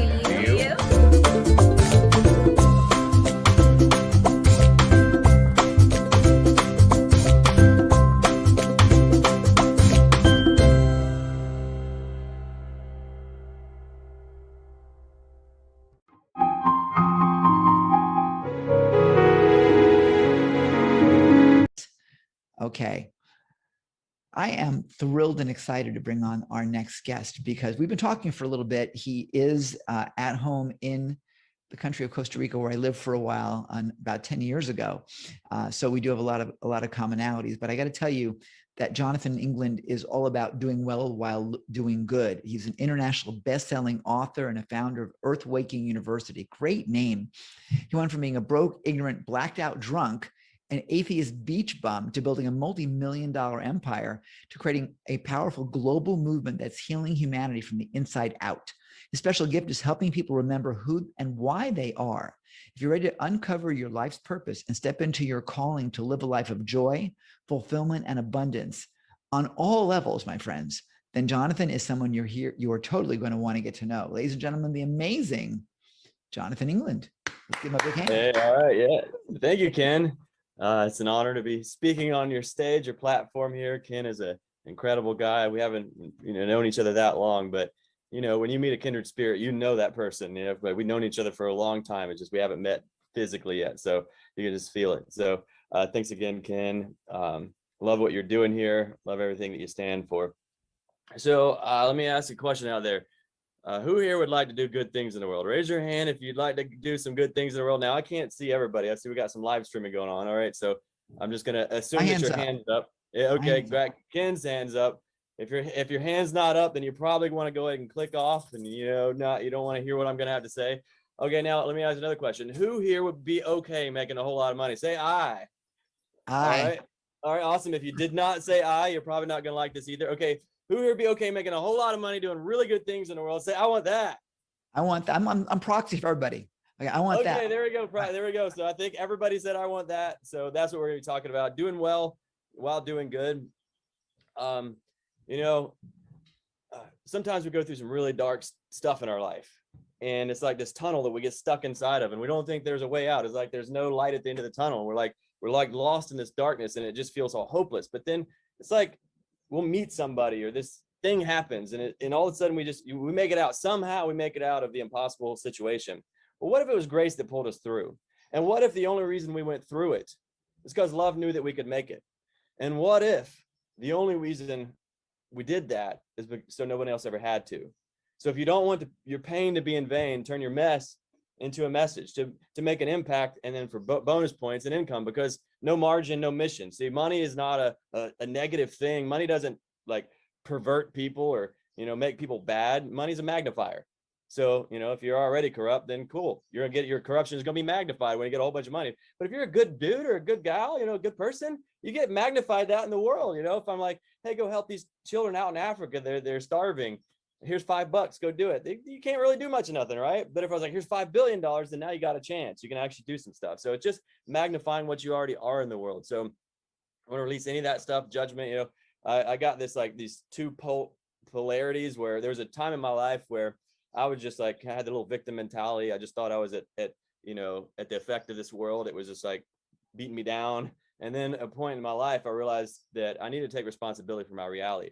So I started doing personal development, working on myself from the inside out. And I started to set some goals and started to shift my life. And I became a very successful real estate investor, built a multi-million-dollar real estate empire, starting with no money, no credit, no clue. Within my first 18 months, I'd made $400,000. Within my first 2 years, I built a multi-million-dollar empire. And then, but I realized even that didn't because I was just trying to make a good life for my family so we could go on vacations, nobody had to work. And even that, it still had the void. I was like, that's not helping me either. It's not filling the void that I've been searching for to fill my whole life. So then my pendulum swung to the other side, and where I became like pure spiritual as far as because I was always a all or nothing kind of guy. When we said earlier, Ken said I was a blackout drunk, atheist beach bum. I was blackout drunk, not just drunk. I'm talking about blackout drunk because I'm all or nothing. So if I'm gonna get drunk, I'm gonna get really drunk. So it was all the way. So that's what I did when I went spiritual as well, all the way spiritual. I did a 40-day fast. I didn't eat food for 40 days. I was going to church 5 times every Sunday, twice every Wednesday, all different churches to really just try to get an understanding. And so I went all the way, my pendulum swung all the way to where I was just, I thought giving was better than receiving. Has anybody ever here believed in that myth that giving is better than receiving? There's a time in my life where I believed that. And you know where that led me? That beliefs, our beliefs are determining our destination. You know, our thoughts are directing us. So with that belief, here's where that road led me. From millions of dollars, I just started like giving everything away and just doing just pure giving and giving. And I kind of left me out. And I got to the point where I was homeless, like carless, phoneless, negative bank accounts. And at that point, I couldn't even take care of myself, let alone anybody else. Now I was completely happy, completely fulfilled. I'm just walking around, like looking at the trees. I'm like, man, I'm just so happy. And then my girlfriend, now my wife, well, she wasn't even my girlfriend back then, but now she's now my wife, but she took me in to her little 1-bedroom apartment, and everything was okay. You know, I was just happy, but there's a point where we got an eviction notice on the door. And then I was like, well, I can't even take care of myself, let alone my family. I can't do anything for anybody. So there's no good or bad, right or wrong, just what works and doesn't work given what you're trying to accomplish. So what I was trying to accomplish was actually do something good in the world. Actually, you know, be here, like leave it, like make an impact, not just be here to just consume. I didn't come here to get anything from this world. I came here to bring my gift into it. But if I'm just completely poor, then like I couldn't even pay the bills, and we're about to get kicked out on the street. My whole family going to be, you know, in a tent somewhere. So I understood that didn't work. So then I finally started to understand that neither one of these work, where you're just like going for the money, you know, just doing it so you can be successful and thinking that being successful and making a bunch of money and getting all the things that you want, your house, your car, all those things, your vacations are going to make you happy. That doesn't work. That's out of balance. But then on the other side as well, just being just pure peaceful, just meditating in a cave, that doesn't work well either, unless, you know, that's just unless you're not here to really make an impact. If you're just here for you, then that's completely fine. So either one of those, they're two sides of the same coin. I call it Greedy Gary. I'll call him like Greedy Gary, the capitalist who puts profits over people, and then Selfless Sally, the one who thinks giving is better than receiving. But here's the thing. Giving is not better than receiving, because giving and receiving are exactly the same thing. They're two sides of the same coin, and your ability to give is capped at your ability to receive. So if you don't know how to receive, there's no way you can give. Like, you might go, I'm an incredible giver. Well, just imagine if you were receiving as well. You become a conduit for abundance to come to the world, because you'll never get sad enough to end depression, and you'll never get broke enough to end poverty. I tried it. It didn't work. So you got to be the change that you wish to see in the world. So make sure that you become what you want to change. Like if you're just trying to get broke, that you think that's spiritual and you're like doing something good for the planet. No, you're just reinforcing the poverty mentality. And that's the problem. See, we're trying to treat symptoms on the planet, but we need to go to the cause. The cause are the way that we think. So about 5 years ago, I was given a vision to reinvent the educational system, reinvent the monetary system, and unite religions. And I'm like, well, how am I going to do that? Well, it was never my job. It was my job to just stay out of the way. I'm just a conduit for those things to flow through. So I'm going to tell you about these 5 levels of consciousness. They're really 5 states of conscious orientation. So you can kind of spot yourself. Now, don't use these levels to judge yourself or judge anybody else, because in truth, we're all in level 5 all the time. But what you believe to be true is true for you, even if it's not true. So you could believe yourself to be, you know, a victim.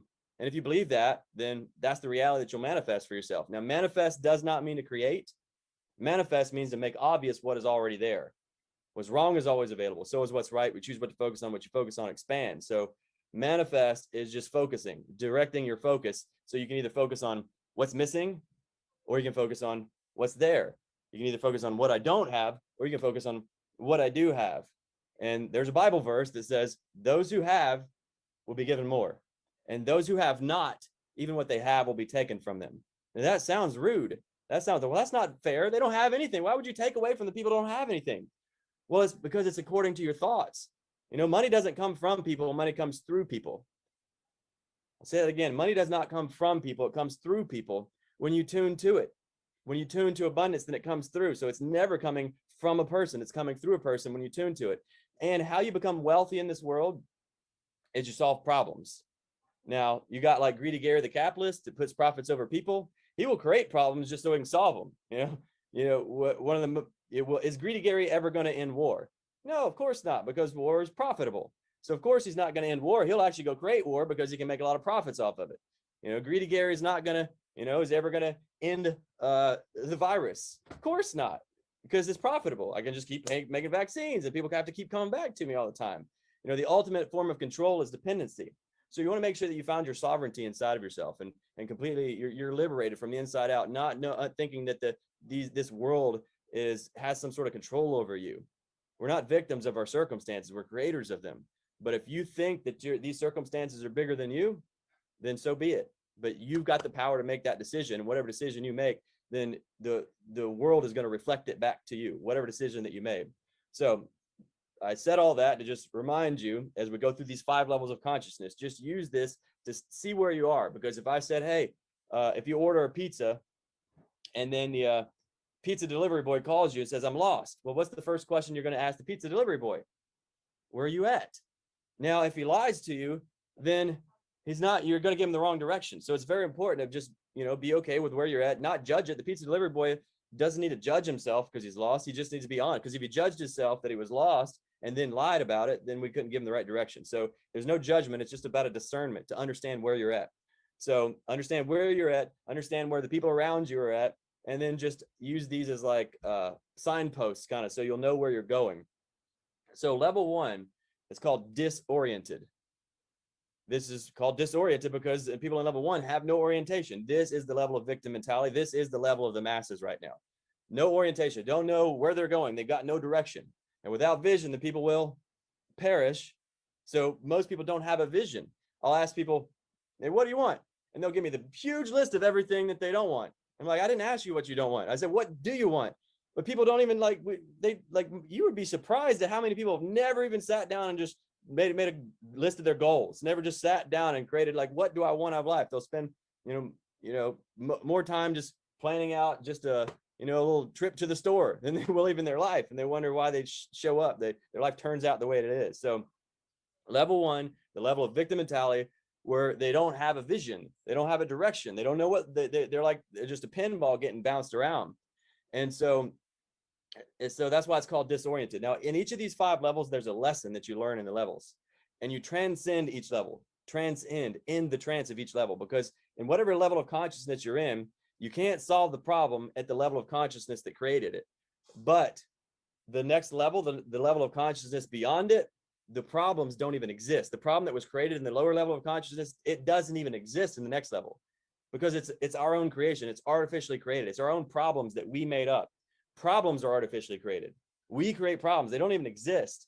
They're artificially created because the only thing that exists is love. Everything is perfect. It always has been. It always will be. But we go into this illusion and artificially create problems for ourselves. Why would we do that? Because the core is that we don't think that we're worthy of love. We just don't think that we're good enough. So what do? We try to figure out how to earn our way to love. So we try to become good enough. And so we'll start creating problems subconsciously, not even realizing we're doing it, creating problems just so that we can fix them, so we can earn our way to love. But you can't do that. So level 1, victim mentality, completely controlled by your circumstances. No direction, no vision. If you don't stand for something, you'll fall for anything. So it's people just falling for, just handing over their free will, just completely in a trance, like a little zombie walking around like a robot, handing over their consciousness to somebody else's goals. And they become just a robot for somebody else to get their goals. So level 2 is what I call goal-oriented. Now, level 1, you live in the past, which creates depression. Level 2, goal-oriented, guess where you live in level 2? In the future, which creates anxiety. But it's a huge step. From level 1 to level 2 is a huge step. Now, there's a massive mistake in each of the levels as well. In level 1, the massive mistake is caring what other people think. You will never make it to level 2 if you're caring about what other people think. Why? Because if you're caring about what everybody else thinks, then you're going to do what everybody else does. And if you do what everybody else does, you're going to get what everybody else is getting. And then you're going to be getting the same thing that the masses are getting, which is level 1, victim mentality. So level 2, you start to set the goals. So in level 2, you're completely in control of your circumstances, and you're completely controlled by your circumstances. So you've got this blueprint thinking, well, I need this house, I need this car, I need this, whatever these things are. And you start to put those things into your reality in level 2. You understand, hey, I'm the creator of my circumstances. And you say, if I got a crappy job, well, I chose that crappy job. And you can just pick, you can pick a new job and then work your way towards it. You set the goal. And then, if you can hold it in your head, you can hold it in your hand. Just make sure you put your thoughts and then your emotion, put your energy in motion behind the thoughts that you actually want. Don't put energy in motion behind the thoughts that you don't want.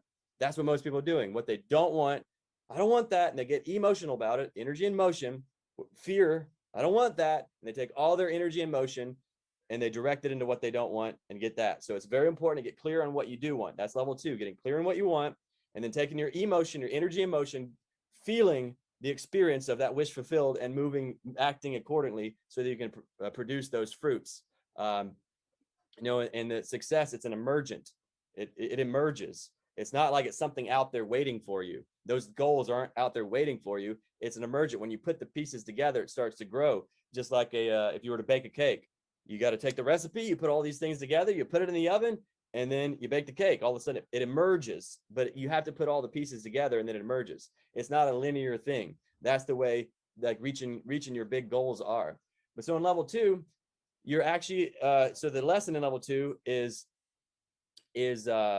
wealth, which is taking responsibility for your external environment. The lesson level 1 was health, which is taking responsibility for your body. Because if you can't take responsibility for your body, that's the ultimate victim mentality. Even my body's attacking me. That's the ultimate victim mentality. So level 2, you step outside of that, say, okay, I can handle my body and I can actually handle my environment around me. And so you're starting to take your power back. So the way people talk about awakening, I'm awake, right? I woke up, I'm awake. Well, what does that even mean? Well, it means, what it really means, people are like, I had my awakening 20 years ago. Oh, you did? Well, here's what it means. The percentage of awake you are is exactly proportionate to the percentage of responsibility you've taken for your reality. So if you take like 10% responsible for your reality and blame 90% on the government, well, then you're 10% awake. If you're like 90%, except for your children making you mad all the time, 10% of the time, well, then you're 90% awake. It's just what responsibility you're taking for your reality in 5 aspects of your life: your health, your wealth, your happiness, your relationships, and your spiritual connection. So level 2 is you taking responsibility for your wealth, which is your external environment, the things that are happening. So you're setting the goals, you're understanding that you have the power to put those things in place. You can just get the right strategies, the right tactics, the right tools, and put those in place. But again, you're living in the future. So what happens? You'll get the goal. Like, all right, I want $1 million. And you go and you make the $1 million. You're like, yay, I'm successful. Well, how long are you happy for? Only an instant, right? Because it's a drug. If you're getting it from the outside in, if you're getting abundance or success or the feeling, if you're getting the feeling from the outside in, it's a drug. Anything come from the outside in is a drug. And what happens with that drug is it wears off. And then once it wears off, what happens when a drug wears off? You got to go get another hit. But it's not the same hit. It's not going to do the same thing, right? So you got to get a bigger hit. So now you got to get, it's not $1 million I need, it's $10 million. And you got to keep growing and growing and growing, because you're never in the present moment, because you're always, the moment you make it to where you have been waiting for your whole life in level 2, moment you get there, all of a sudden the new goal emerges in front of you, like, and then off you go, and you never even enjoyed where you were, right? So level 3 is called journey oriented. Level 1, you live in the past, which creates depression. Level 2, you live in the future, which creates anxiety. Level 3, guess where you live in level 3? In the present, which creates peace. So it's in level 1, you think life is just hopeless. In level 2, you think it's about the destination. Level 3, you realize it's not about the destination, it's about the journey. It's about enjoying the journey. Why do mountain climbers climb mountains? Because they love to climb mountains. They just love it, right? That's why they're a mountain climber. So it's about loving what you do and doing what you love in level 3, or just being, because in level 3, you merge with everything. You find that everything you've always been wanting, you've had within you the entire time. This is when you start to manifest from the inside out. This is the awakening in level 3. The perfect metaphor for level 3 is the Wizard of Oz. In the Wizard of Oz, you got the lion, the Tin Man, the Scarecrow, and Dorothy, all searching for something. What did the lion want? He wanted courage. What did the Tin Man want? He wanted a heart. And what did the Scarecrow want? He wanted a brain. What did Dorothy want? She wanted to get home.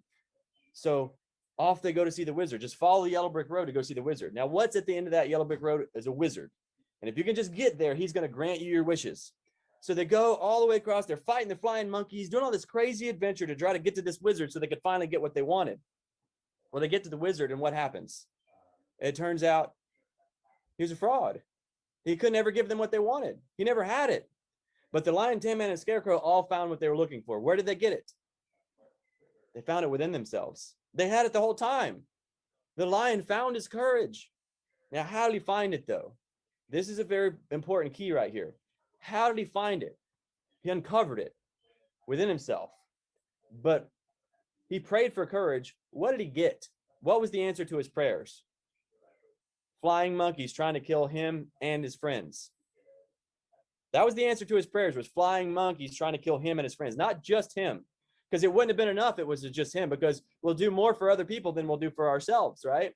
So that lion, if the flying monkeys were just trying to kill him and he's like, I don't have any courage, he would have ran and he would have hid and he would have never exposed his courage.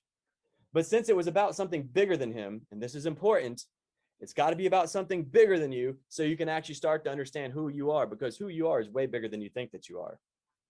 You're bigger than any circumstance that has ever showed up in your reality. There's no circumstance on this planet that's bigger than you, but we're falling under that illusion. We think that we're consumers when we're actually creators. So the lion had to face the circumstances of the flying monkeys that were bigger than him, but not just attacking him and his friends. And because it was about his friends, he stopped and he did not run. He faced his fears. You know what courage is? Courage is not the absence of fear. Courage is feeling the fear and doing it anyway. So he felt the fear and he did it anyway. So the answer to his prayers, he wanted courage. The answer to his prayers was flying monkeys, was the problem that exposed the courage that was within him. So sometimes we have problems that show up in our reality. They're not actually problems. They're gifts. They're opportunities. Every adversity carries with the seed of an equal or greater opportunity. The bigger the problem, the adversity, the bigger the opportunity. But if we're looking at it as the problem, we're missing the gift. It's never a problem. It never has been. There are no problems. We're artificially manifesting problems. It's happening for a reason. And what that reason is, it's the answer to your prayers. When a problem shows up, it's the answer to your prayers. So you can find what you've been looking for. But see, there's a difference between wanting something and being ready to receive it. Some of y'all are like, I really want a coaching business. I really want to do well while doing good. I want a lot of money. Difference between wanting something and being ready to receive it. How do you know when you're ready to receive it? Well, it's when you realize that it's there already. It always has been, it always will be. All you need is within you now, and you got to tune to it. Because remember, money doesn't come from people, it comes through people. Success doesn't come from the outside, it comes through the outside. Because this world is just your mirror. So you've got to tune up to it. You got to understand that everything you need is inside. You got to find it inside of you first. When you find it out inside of you first, then it's going to show up, because it appears without, though it is within. It looks like it's out there, but it's really just in here. And when you find what you're looking for inside of yourself, then all of a sudden it's going to appear. I remember whenever I was a broke, ignorant, blackout, drunk, atheist beach bum. Well, guess who my friends were? Broke, ignorant, blackout, drunk, atheist beach bums. Birds of a feather flock together. That's not just a bumper sticker. That's really how it works. So I remember when I told all my friends, I'm like, hey, I'm going to go be a successful real estate investor. What do you think they said to me? They laughed at me. Like, no, you're just like us, man. Like, well, what is that quote? Don't let those who say it can't be done get in the way of those who are doing it. So I said yes, and I made it a must. I said, I'm going to do this no matter what. And I found it inside of me. And my whole world transformed. I found the courage inside of myself. I found the confidence inside of myself. I found the real estate investor inside of myself. Found the abundance inside of myself. And you know what? How it really happened? So I got a recipe. If you want to bake a world-class cake, you don't have to spend 30 years to become a world-class chef. You just need what from that chef? The recipe. So I found the recipe. I stopped asking people who didn't have what I wanted and started asking people who did and say, well, how do you do that? And they had a recipe for it. And it cost money to buy the recipe, but it's worth it. So I bought the recipe on how to become a successful real estate investor, starting with no money, no credit, no clue. Now the world would say that's impossible. But the only people that say that's impossible are the people that have never done it. But the people who've already done it, the impossible becomes I'm possible. So I took that recipe. I believed in it. I believed in myself. I started doing it, but it took me 6 months before I did my very first deal. 6 months of nothing.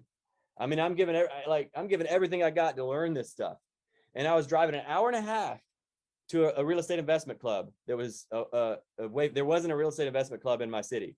So I had to drive an hour and a half to get to the nearest one each way. And I drove there every month. Now, why was I doing that? Because you become who you surround yourself with. So I had to if I wanted to be a real estate investor, I wanted to surround myself with them.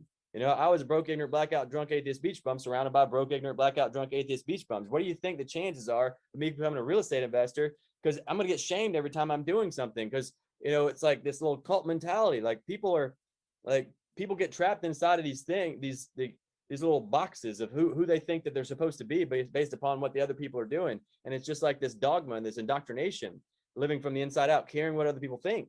So I had to find, you know, a group of people. I always say, stop hanging out with people who share a common past and start hanging out with people who share a common future. So I needed to find somebody who shared a common future. So it was worth driving an hour and a half. Now, here's what happened.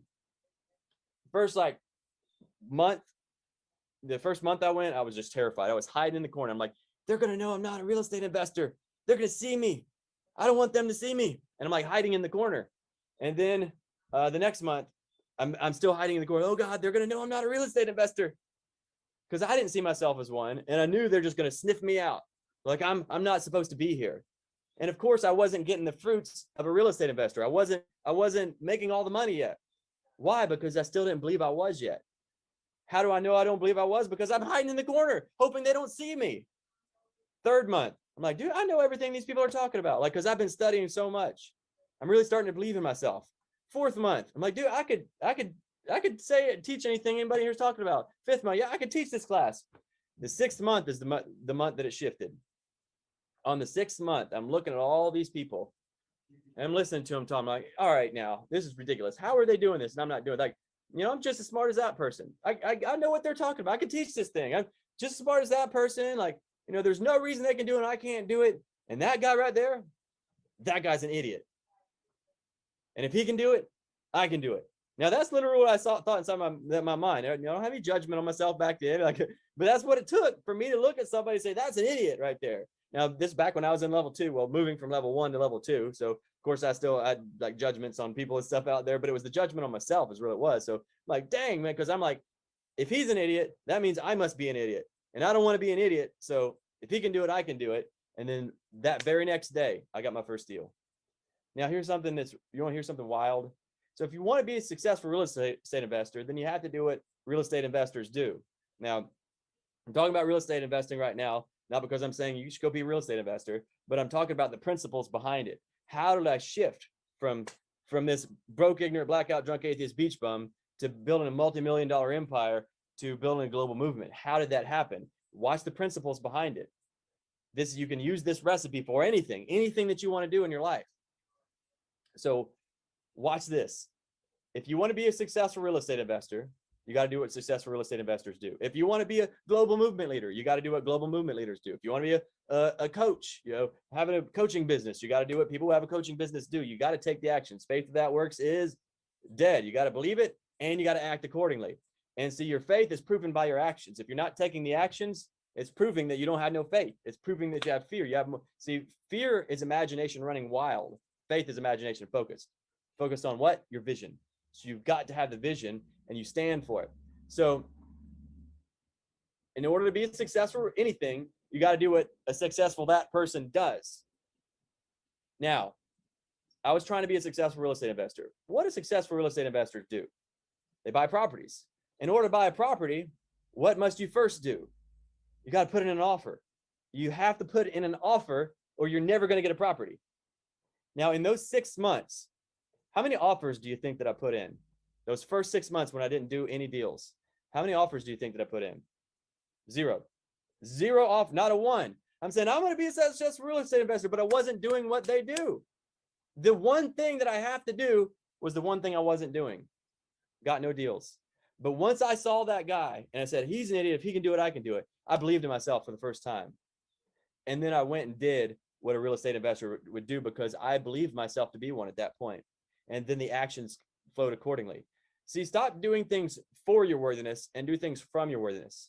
Stop doing things for abundance and start doing things from abundance. You've got to embody the person that has what you want. See, people come to me all the time, say, hey, how can I get these results? How can I have that, John? I'm like, oh, well, that's easy. Just do this, this, this, and this. But well, no, that's not me. I don't do those things. Exactly. That's why you don't have what you want, because the person who has what you want is not the same person that you are right now. Now in the core, in the depth, see, you're programmed right now. That identity that you think that you are, that little small self, that's not you. That's just something that got programmed in, limiting beliefs that you believe yourself to be. So you're under no obligation to be the same person today as you were yesterday. You're under no obligation to be the same person right now as you were 30 seconds ago. You could listen to just one thing that I say and change your entire life. You don't have to explain it to anybody. You don't have to justify it. You just make the decision. And decision means to cut off from all other options. Once you've decided, everything can change. So there's a difference between wanting something and being ready to receive it. How do you become ready to receive it? You've got to see it. You got to see that it's here now. It always has been. The opportunities are all around you, but you just haven't been able to see them because you're not tuned to them. If you're listening to the radio and you're hearing a song on a station, and you've heard like 20 songs on that station that you don't like any of them, only an insane person would stay on that same station. What would you actually do if you wanted to hear a different song? You would simply change the station. Now, what is changing the station? It's changing the frequency. It's tuning to a different frequency. Now, when you change the station, you tune to a new frequency, what happens? You hear a new song. What did you create that new song? No, the new song was already there. It was already playing, but you just weren't tuned to it. You just couldn't hear it because you were only tuned to the station that had the songs you didn't want. It's time to tune to the station that has the songs you do want.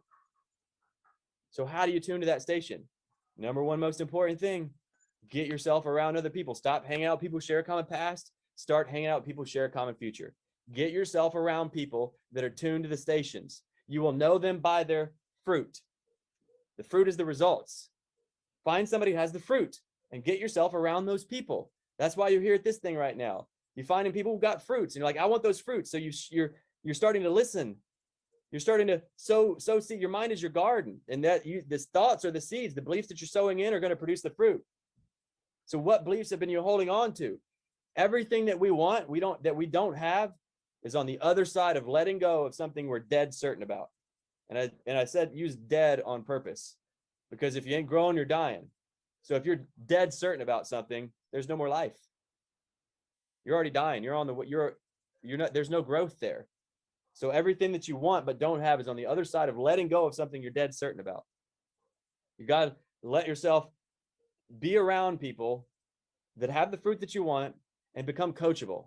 Just start trying it on and allow it. I mean, you don't have to do everything exactly the way somebody else does it. You find your own unique flavor of it, but you've got to get yourself around the people like that. So I applaud you for, investing in yourself, investing the time and the energy and the reason just to show up here and to be part of this, because you're being the change that you wish to see in the world, because you're surrounding yourself with people who have the fruits that you want.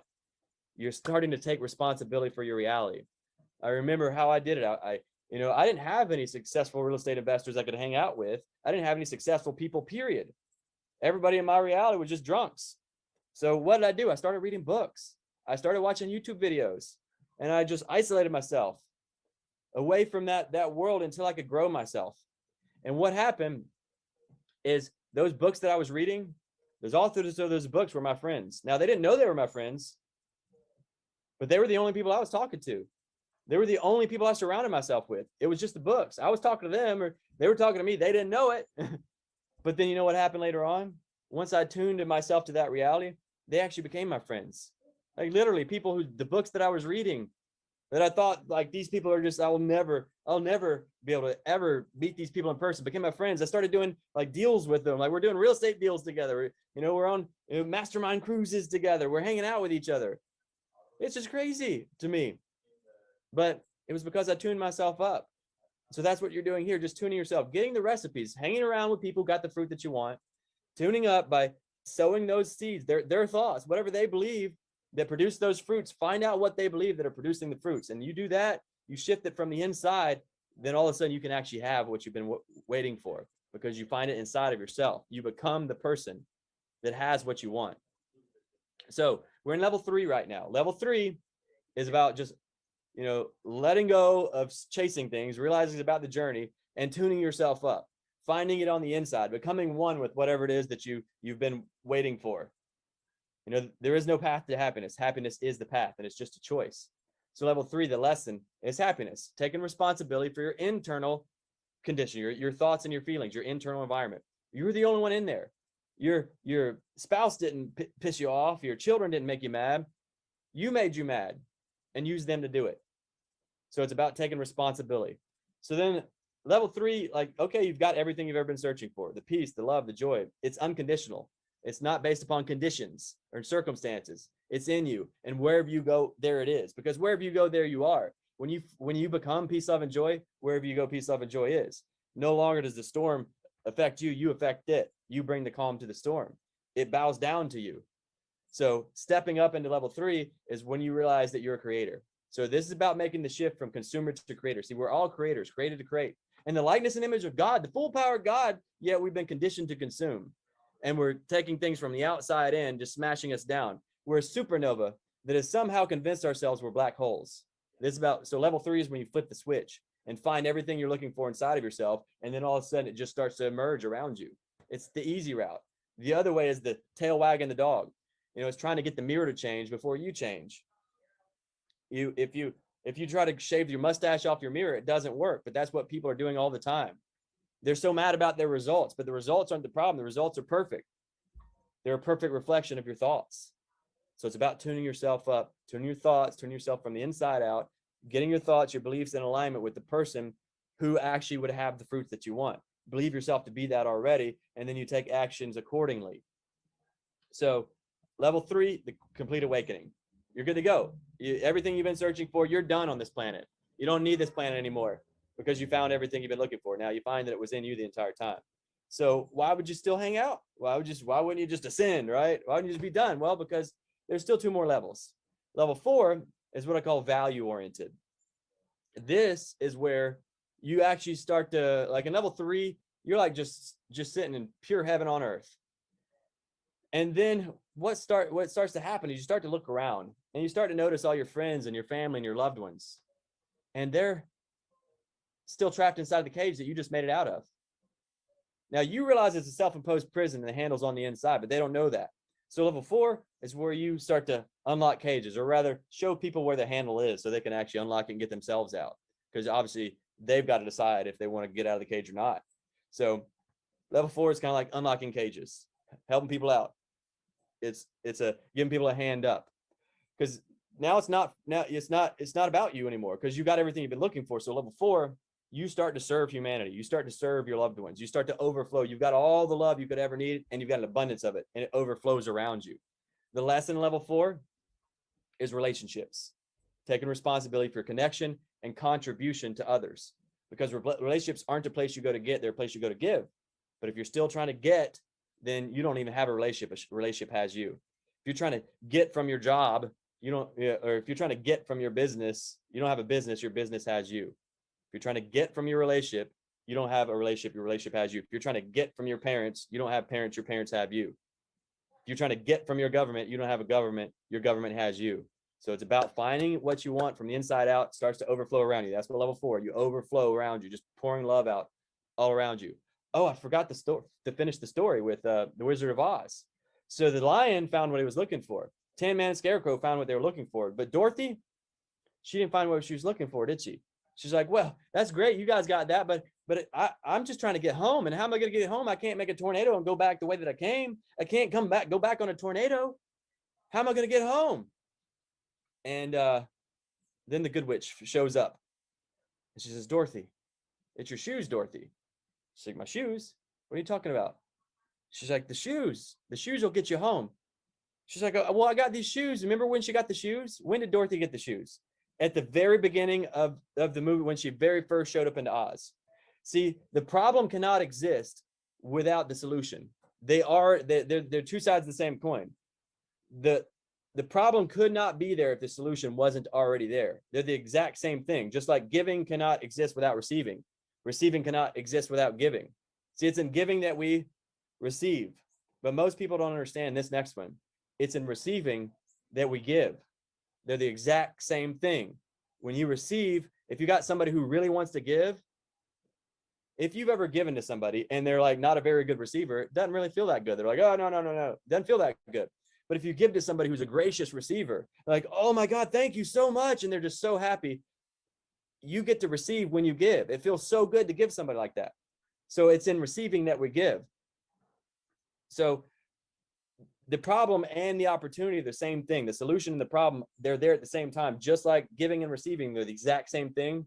You cannot have a problem without the solution already being there. You just haven't learned how to see it yet. So Dorothy already had the solution to her problem. It was her shoes, but she couldn't see it yet. She's like, it's my shoes. I've had these whole time. The good witch said, yes, you've always had the power, my dear. You just had to learn it for yourself. So then she says, Dorothy, just close your eyes and click your heels. And she clicks her heels and she says, there's no place like home. Now notice, what is she doing? There's no place like home. She's starting to visualize. There's no place like home. She's starting to see it. She's starting to hold it in her mind. No place like home. She starts to feel it. She's tuning herself to a different station. Manifest does not mean to create. It means to make obvious what is already there.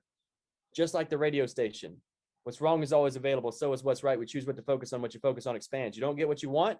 You don't get what you deserve. You get what you focus on. And that's a subconscious focusing, not your physical, your conscious awareness focus, what your consciousness, what it's focused on. See, if it's trying to get something, that means you assume that you don't already have it. And if you assume you don't already have it, you're chasing it. That means you're never going to get it. You're going to push it away from you. So you've got to focus on it. Your subconscious has to focus on that. I already have it. When it's, I already have it, you don't do things for your worthiness. You do things from your worthiness. You don't do things for your abundance. You do things from your abundance. I already have it. You act accordingly, and then the fruits are produced. You'll know them by their fruit. So Dorothy's like, there's no place like home. No place like home. She sees it, holds it in her mind. Her emotion, energy and motion. She has the feeling of what it was like to be at home. And then what happens? She opens her eyes. She looks around, and what does she see? Home. What happened? She woke up. She had been home the entire time.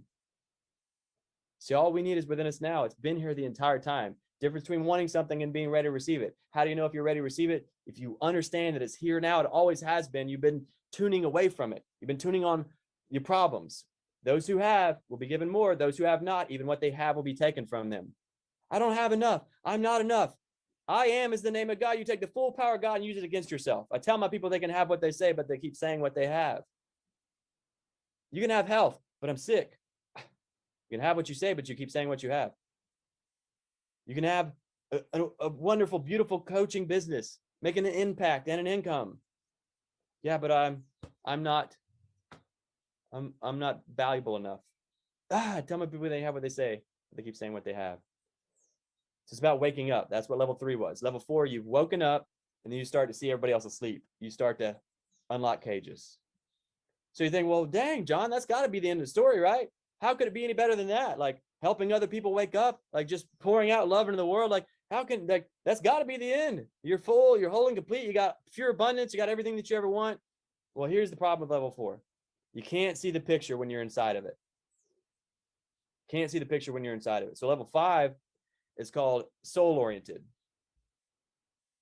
So this is the level of not my will, but thine be done, where you actually, you're back from this limited perspective, but I and my Father are one, you become one. That's the paradox. And you're like, you tune in, you're like, oh, and you're in this limited perspective, but you say, not my will, but thine be done. And you allow a larger perspective to guide you.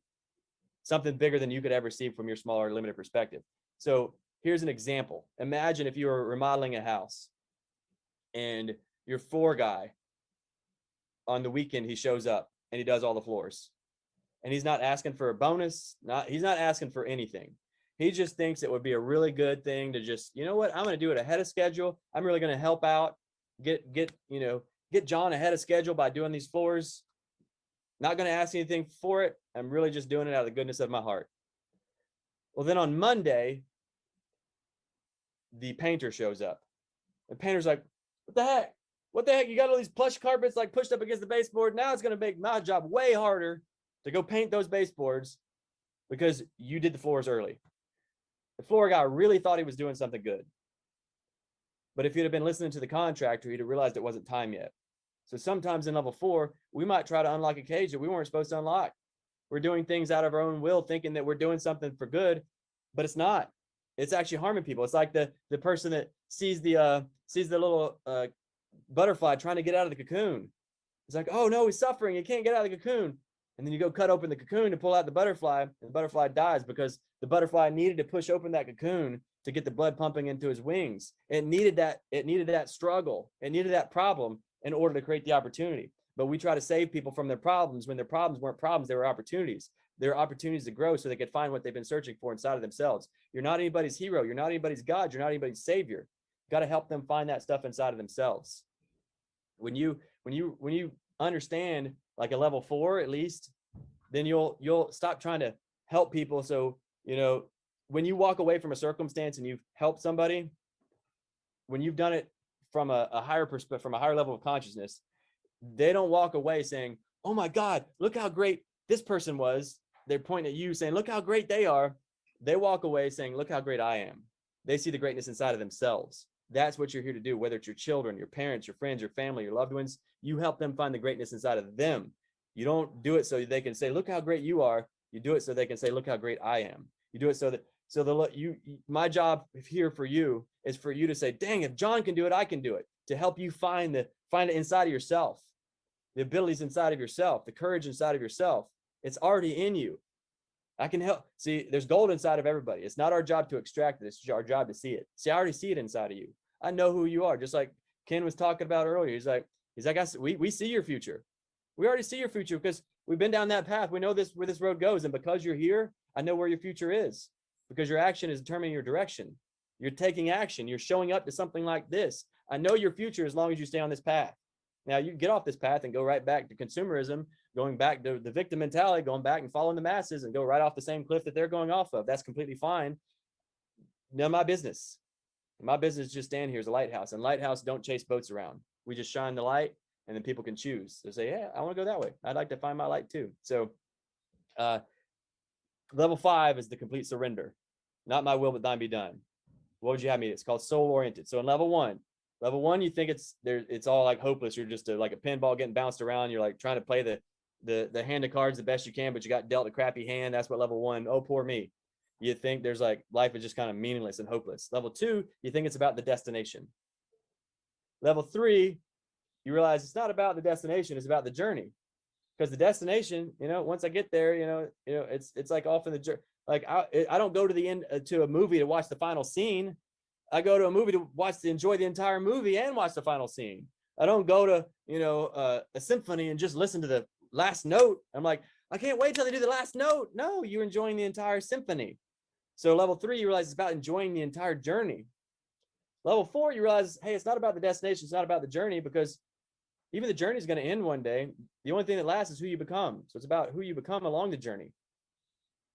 But then level 5, you realize, wait a minute. It's not about the destination, and it is about the destination. It's not about the journey, and it is about the journey. It's not about who I become, and it is about who I come. It's actually about uncovering who I've always been. Who have I always been? And just allowing that to grow. Because what's happening? An egg broken from the outside in means death. From the inside out means life. And when it seems like the world's against you, what's actually happening, and it feels like your shell is breaking, like, oh no, you're killing me, you're breaking me. What's actually happening is you're outgrowing your shell. The cracks aren't happening from the outside in. They're happening from the inside out. You're just getting too big. You're outgrowing your shell, and it feels like a problem. And it is a problem because you contain yourself into a small circumstance that you've already outgrown. Let yourself expand and grow and become bigger than that circumstance. So level 5 is about remembering who you've always been, and who you are as a powerful creator. Why you are is to create. You're a creator, created to create. It's who you are. That's why you are. Who you are is love. Why you are is love. You're here to love. It's all we are, all of us. See, love is infinite connection. So love is about the great remembering. We're all remembering who and why we are. We're all one. Everything's perfect, always has been, always will be. Just like Dorothy. It's time to wake up. Biggest myth is I'll believe it when I see it. The truth is I will see it when I believe it. You change the way you look at things. The things you look at change. Literally, it's proven in quantum physics. The actions of the observed are determined by the observer. It's time to figure out who and why you are from the inside out. So, congratulate everyone for being here. Thank you so much for doing this for yourself, because you know what? When you take responsibility for your reality, when you find out who and why you are, you step into your purpose. Not just your world gets better, my world gets better too, because we're all connected. And so this is about a movement. This is about an awakening, about finding healing humanity from the inside out. You know, we got an event we do every 2 weeks. It's called Awaken Life Live. It's a 2-day full immersion transformational event. We got people that come in there with their suicidal, about to, like, this is their last shot. And it's an online event. And I thought there was no way we can heal things like this in 2 days online. Thought it was impossible. But people show up there, boom. They're like peace, love, and joy. They walk out with peace, love, and joy. All their suicidal tendencies are gone. Got people walk in with cancer. We heal it in 1 weekend. We got people walk in with diabetes. People walk in with relationship issues. We got people walk in with, we've had COVID. We've healed COVID, 24 hours, gone completely. Anything that you can think of. You know, the whole world's waiting for a miracle. The problem is nobody believes in them. It's time to believe in miracles. Expect miracles. Because if you ain't experiencing miracles, that's not natural. You're artificially creating a world where miracles don't exist. You're taking all your power to get rid of them. Just let go and let love. So I want to invite everyone here to this weekend. It's 2 days, 9 a.m. to 9 p.m. Central Time.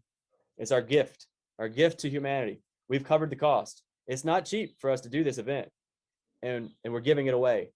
We've covered the cost. It's our gift to you. The only thing that I ask is you show up for yourself fully. That doesn't cost you anything as far as money,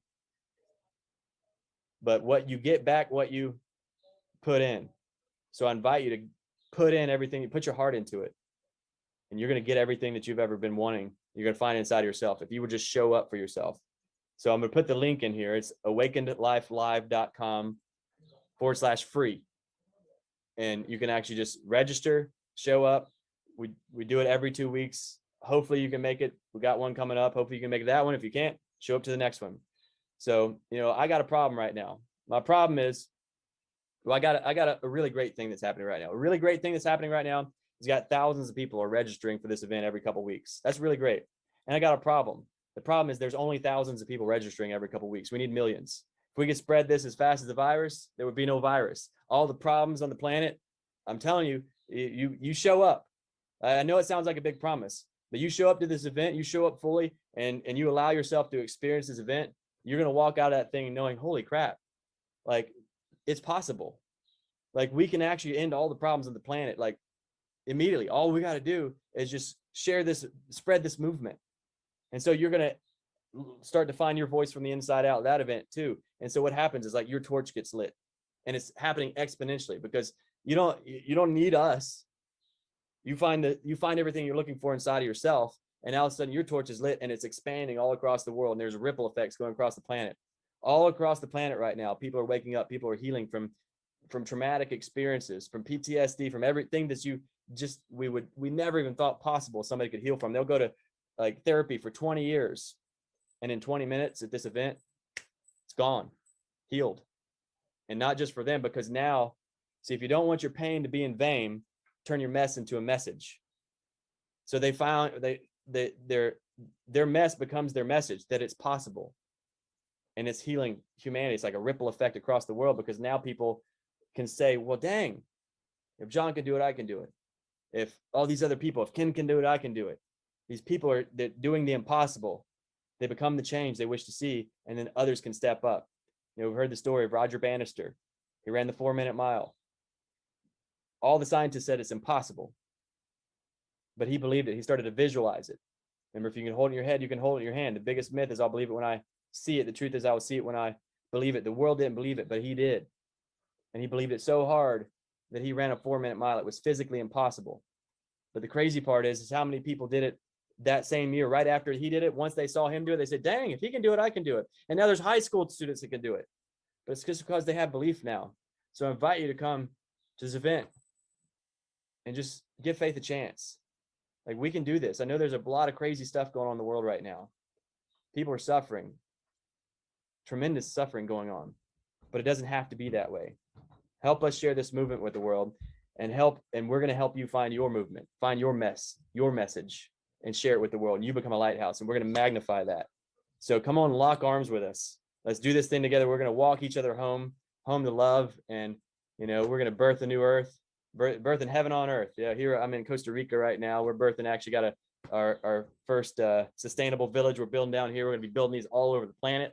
We got our own monetary system called the Nature Coin. It's backed by physical land. Like we've done it. We've already reinvented the educational system, reinvented the monetary system, and united religions. Now we got to do is scale it. It's done. Humanity is healed. Now it's just the rest of the people they can keep suffering all they want, but it's just an experience. I'm not going to try to change their experience. If they want to suffer, they can suffer, but they don't have to. Show up, bring your friends, your family, and loved ones. Give this gift to all of humanity. Just awakentolife.com/free. We've covered the cost. You just show up for yourself fully. And I think that's and if you guys want to download my book too, maybe you're like, hey, dang, I can't this weekend. I can't show up to that event 2 full days, but I got a book that you can read. You can get the audio version, completely another gift. I'm just going to gift it to you. It's at findyourpurposebook.com. You can download that. Just put your email address in. You'll get the PDF and the audio version. It's a gift. Just use it. Just show up for yourself fully. Put everything you got into it. Put your heart into it. And I'm telling you, your whole world will transform. And then you'll be the change for your friends, your family, your loved ones, your children, all those people that you see out there suffering. You're going to become a lighthouse, and you're going to bring certainty into a world where there isn't any, because you're going to find that certainty inside of yourself. So thank you all for hanging out with me today, being here. And thank you again, Ken, for allowing me to share on your beautiful stage platform here. Love to all. Hope to see y'all really soon. Anything else, Ken? Well, first of all, I just said hello and you took it. So it's pretty awesome. I didn't even know what I was going to do, by the way. I had no idea what was going to literally. Well, we talked briefly before we went on because we were talking about the technology challenges that you're experiencing. I was like, it will be perfect, whatever it is. And absolutely it was. A couple things. First of all the URLs that Jonathan mentioned, don't worry, they're on the dashboard. So go to worldloveweek.com/dashboard and you'll have them. Okay. So they're there, not to worry about all the different URLs. They're there on the dashboard for you. We'll also be emailing you directly. So make sure if you're just watching in Facebook and just didn't register at worldloveweek.com, make sure you register at worldloveweek.com so we can email you that information as well, because I want to make sure you have that. You want to attend the 2-day event.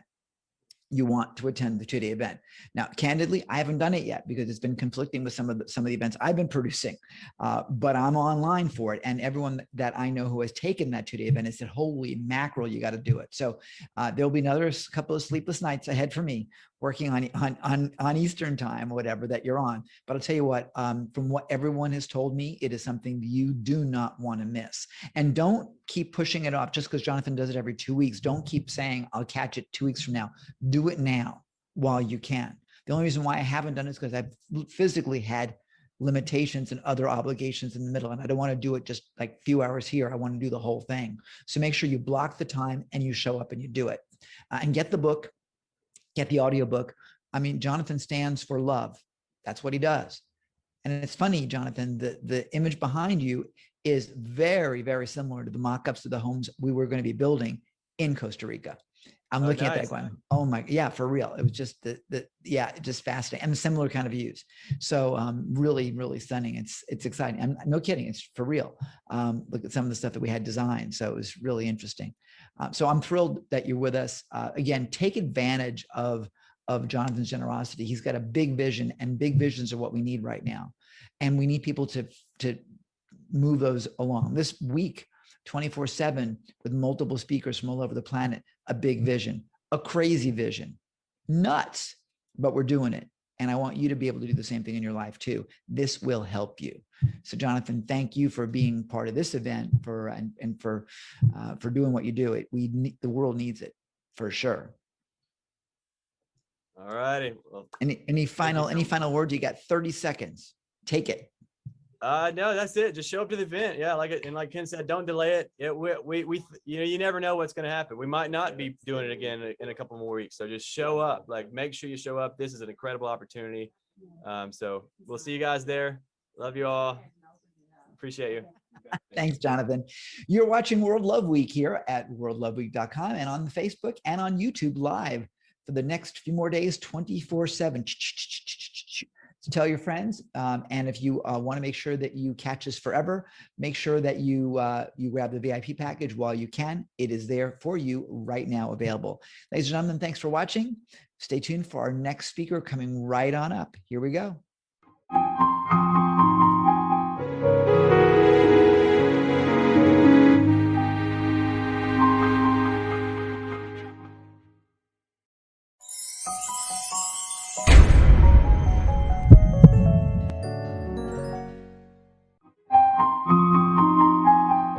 and gentlemen, boys and girls in land of Facebook, Ken Krell here. I am really excited to have this next guest with us because she is, I tell you, she studied with Dr. Emoto. Actually, I'm messing up her intro already because I'm so excited about what she's been doing. She is pretty incredible.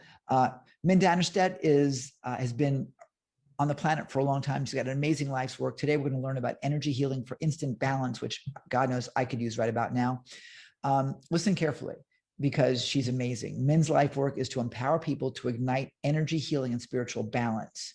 She received a certification of Doctor of Philosophy from the Open International University for Complementary Medicines in 1998. She's also a certified Hatha instructor, and I hope she'll tell us what that is, trained by Dr. Masaru Emoto. Listen carefully. His research has revealed how thoughts and words interact with our vibrational, subtle energies in physical balance. She's been certified with him. She's been trained by him. She's traveled with him.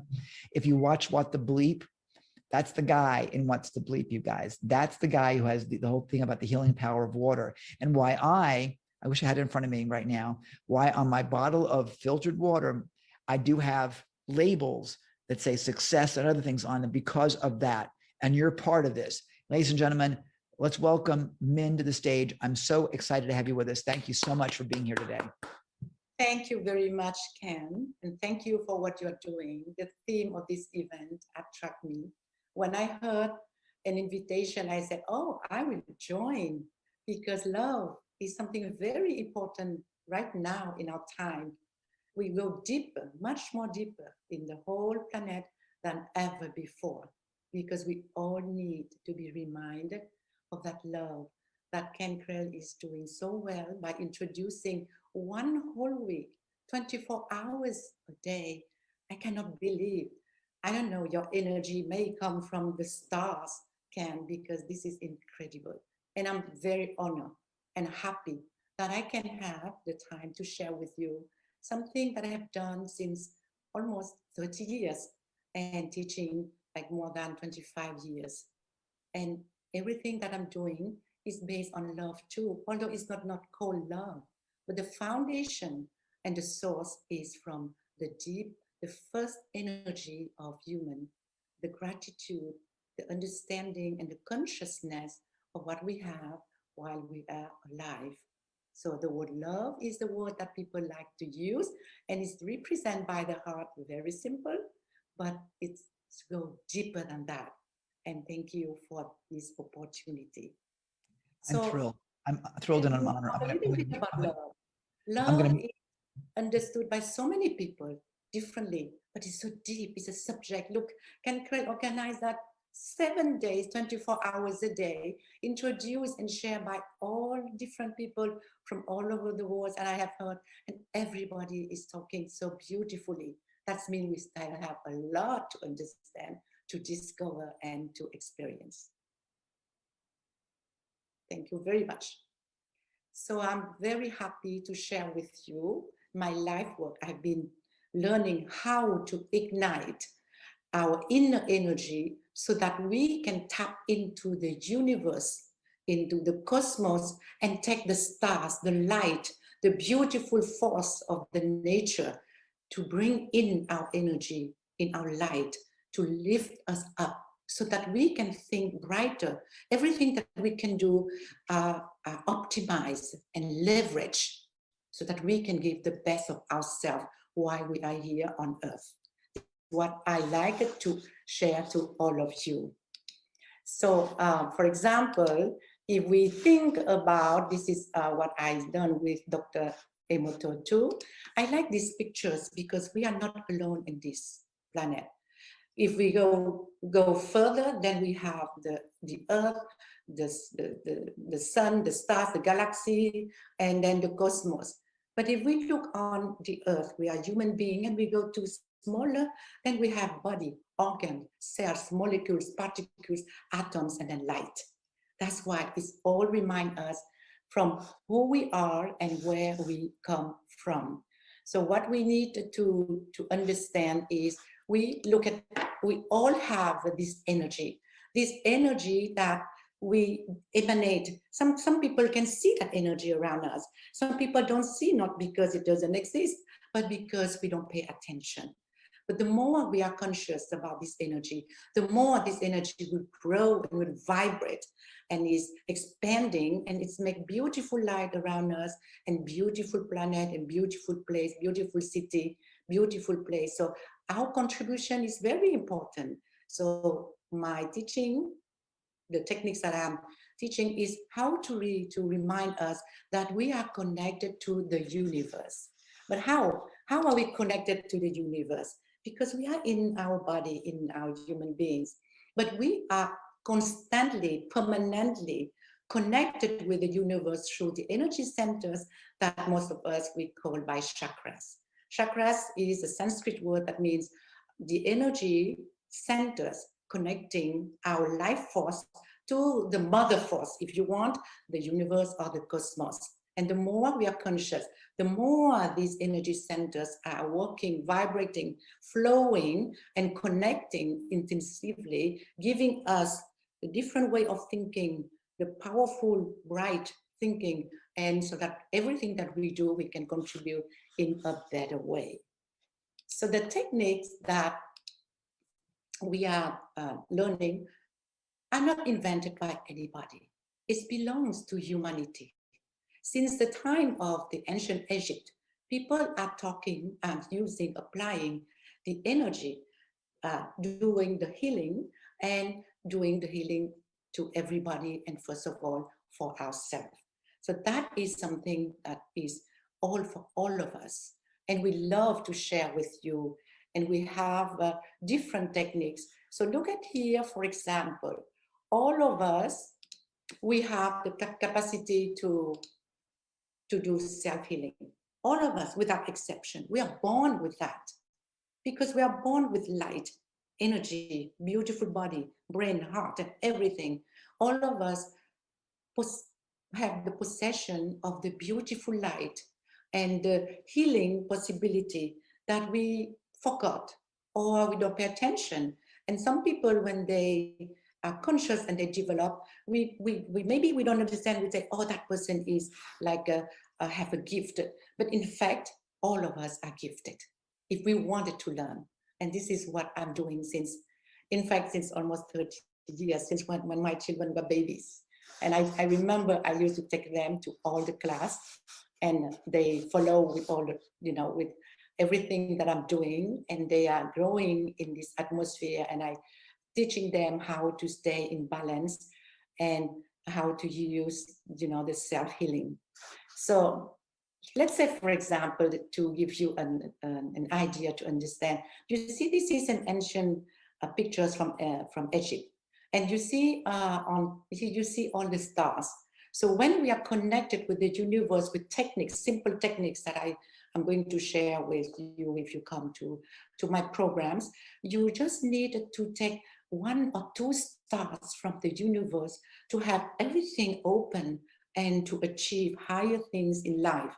So many people in our society, if we observe, they do incredible things. They do beautiful things to benefit so many people in the whole planet, because they don't know, but they had already some stars that they connected and they let it embracing and do.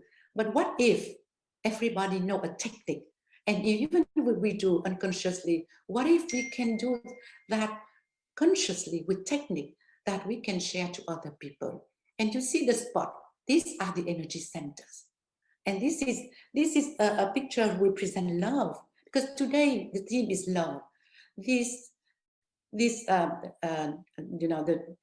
lady nude, she's bending like a mother, loving the children with love from the energy centers, taking the stars, take all the things that we can to protect the family, the baby, their life, and everybody. Inside, there are a lot of things that we can learn, that are people, the society. So all these we can learn, and if we have time together. That is to share with you simple techniques that come from the beginning of humanity. And here, when we started to learn about how to ignite our energy, you can see our energy is expanding. The eyes don't see, but the heart can feel. The third eye can feel and can see. And we will develop that when we have the time together. And all this is among the different sessions that I'm doing since 30 years. I was invited to go to so many countries and share the techniques. And every time that I'm doing, I'm learning. So that is everything that we learn. Look at all of us everywhere. We are always connected, always interacting with everybody.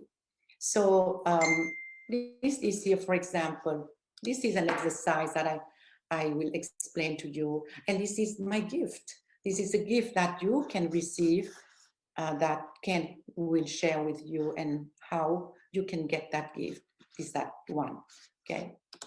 Now, if we have understand all these techniques helping us to do self-healing, to connect with the universe, to connect with people, is to improve and leverage our quality of life. Because we all are connected. Even a butterfly and a flower are connected with us. So do not talk about life of people. Each people is connected to us. Sometimes we forget, but without being conscious, we always think about the things that we don't want. But if we shift our thinking and think about the things that we want, the thing that we are gifted, the things that are available in the universe, in the cosmos, and what if we know techniques, and if we apply very simple this, so that we can uplift and share and leverage our thinking, because the brain and the heart is the most important thing. Now, scientifically, it has proven that the energy, the electromagnetic field of our heart is bigger and more powerful than the electromagnetic of our brain. So this is the pictures, and this is true. So today, I'm very glad that I connected this teaching of self-healing and of connecting with the universe to create balance in life, to the love that can create. And the team is bringing to the world during 7 days, 24 hours a day. Because the power of love, this is real. The power of love is very, very unlimited. We don't believe in that because we don't never pay attention. But if we can take some time and to relax and understand and go deep into our emotional and spiritual potential, we will understand that this is the biggest power. This will drive us. This will take us and show us and guide us to do whatever we wanted to do in life. Professionally, family, everything, economy, everything we need, and it has to come from our heart. That's why in our time now, people are talking more about emotional intelligence. Because everything that we do, if it's not taking the source from our heart, will be missing something. So the EQ of our time now is much more important than ever, because we have so many things laid out to allow us to contribute and to live a life with much more possibility to reach our dreams. So the love is very important, no matter how that love is placed in business, in family, in responsibility, in economy, in education, in creation, in science, that it's always start from the power of love, from the love inside us, from our inner self, from our energy, and that energy is growing every day. We can change our energy, we can nurture, and we can uplift and expand our energy. You see, look, this picture, we can expand some people have this sphere of energy so large that before we approach them, we can feel the light already. So our work is how we can connect to the universe, tap into our inner energy, and work to create instant balance, harmony, so that whatever we do, whatever we say, and whatever we think, as Dr. Emoto explained, is the reflection of love. So talking about Dr. Emoto, his research explained that whatever we say, even a word that we write, if we write love or we write hate, the energy is different. Why? Because when we write, our energy go to our fingers, to our pen, and through the words, and it's come to the water, for example, and our thought. If we think only, all the vibration, our energy take the different flow, different direction, different frequencies, different vibrations. It's at a very subtle level that we don't pay attention. So if we understand all that, we are so responsible for everything, and we will make much better choice. Choice of words, choice of thoughts, choice of taking care of ourselves. So the theme of love today reminds us, first of all, we have to love ourselves. We have to love ourselves because we are human beings on earth. And each human beings have so much value if we pay attention and we allow this value to grow. Each human beings have contribution and has responsibility and has mission with a little m. Mission is anything that we can do, from a mom staying at home to any people, any person who do anything in this society has a mission. And we are grateful of whatever they do to make this society and to make this world beautiful, more or less. It depends on all of us. So this energy is, first of all, to heal ourselves, heal our family, heal everything. Things go up and down in life, but we need to find always the balance and keep our harmony and always create soft energy, balanced energy. That's why my program is called Instant Balance. And I have a gift called Instant Balance Recharge. So to recharge ourselves at any time, so we can find ourselves, create ourselves balance and harmony, so that we can, first of all, be in harmony with ourselves, doing things that we wish to do the best of ourselves, and then inspire our children, our parents, our brother and sister, co-worker, friend. Everywhere we are always in connection with humans, starting from ourselves. So this is what I wanted to share to all of you. There is so many things that I wanted to share with you, but the time is a little bit limited. So I wanted to share with you this, and then I would like to share, to show you these pictures. Example, like this picture is again a picture from the zodiac. It's the 4 seasons from Egypt. And I can explain so many things from each of the pictures of the image here, explaining about the most important thing. I don't know how, because I cannot zoom the pictures right now, but all the pictures are telling us a story of the thinking of humans, the power and the connection of humans with the universe. I would like to share off with all of you. If we have the chance and the opportunity to be together, I will have all this class that I've been doing during these last 25 years all over the world in a very classical way. We did in a hotel room, and we did seminars, and I traveled all over the world. But right now, everything will be possible online. And I am preparing, and it's almost ready. In March, in the springtime, I will start to have all this program that I've been doing 25 to 30 years ago, to bring online so that it can be available and accessible to anybody in any place in the whole world. The program will be defined to be very simple, very accessible for everybody. I would like to thank everybody for the time that you have taken to attend, to come to this beautiful event. And on the theme of love, I wanted to thank Ken Krell and everybody, and thank all the speakers that I have listened since the beginning, and I will listen to the next days. And the beauty of this is I can listen again, because I know that it will be on YouTube, and I will learn so much of each of you. I wanted to thank you, and if there is some time left, Kren, maybe I can answer to some questions if somebody would like to ask some questions.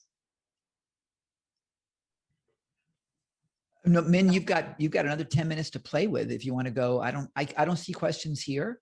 So if Okay. something you want to add, go. I have 10 more minutes. Keep going. Actually, you got 9. Oh, okay.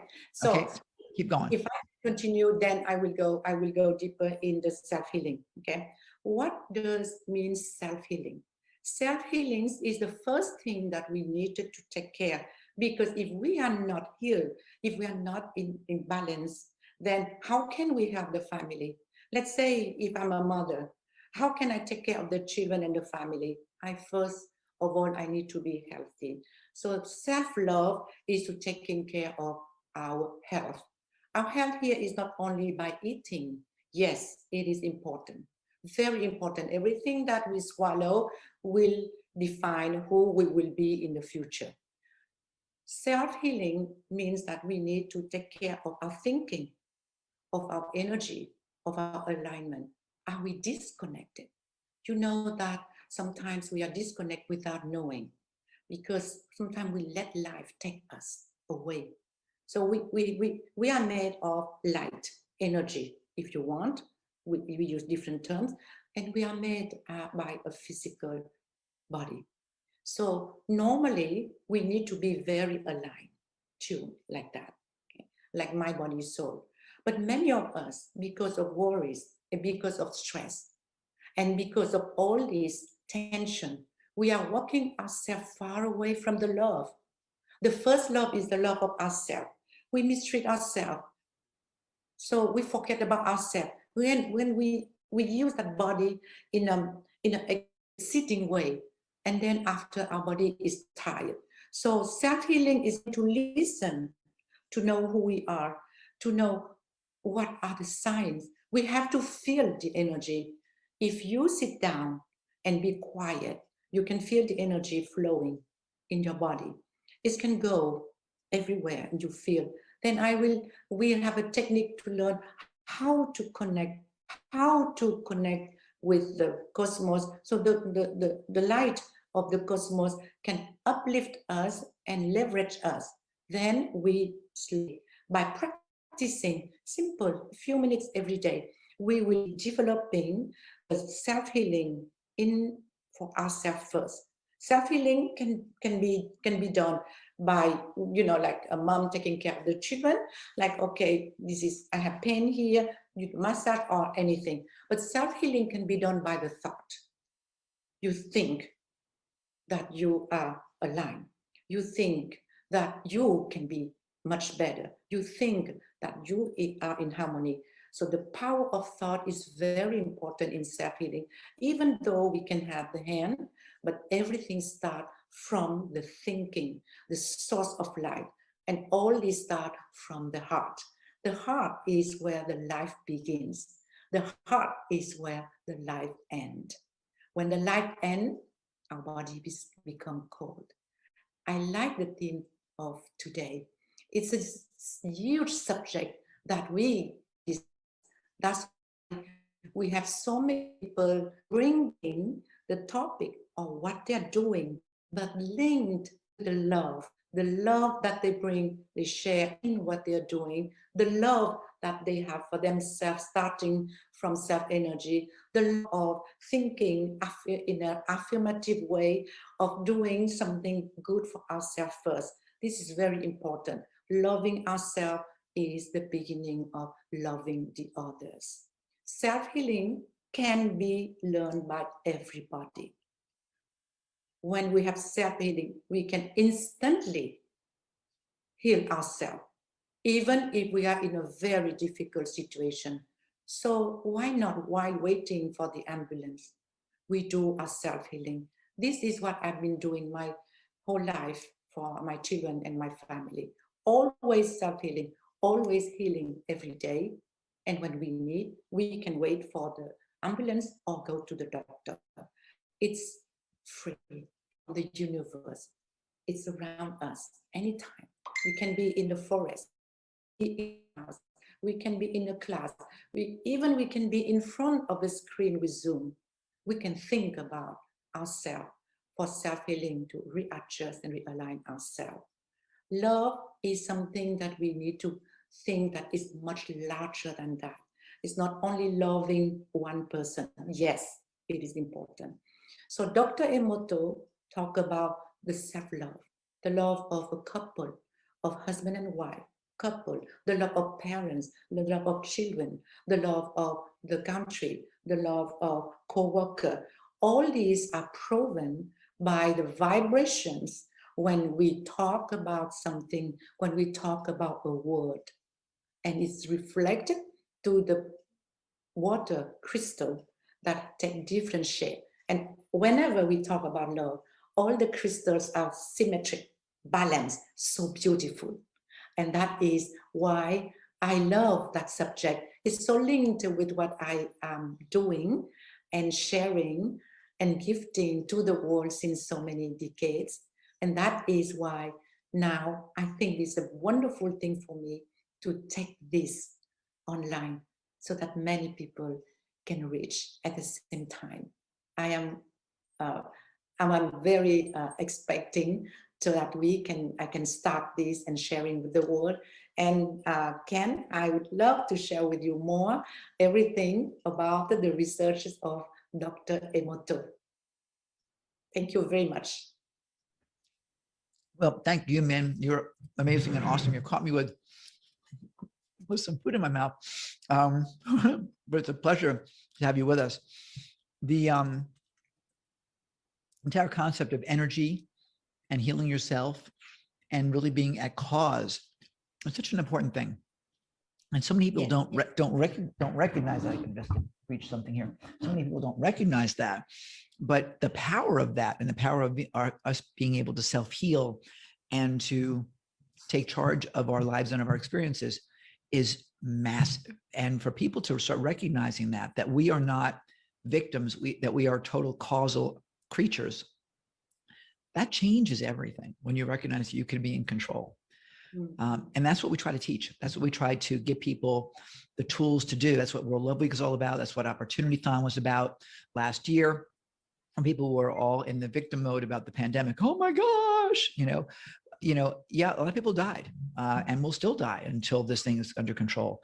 But what's fascinating is that for those of us that have, I don't want to say just the right attitude, but so many people, for whatever reason, have had their best year ever.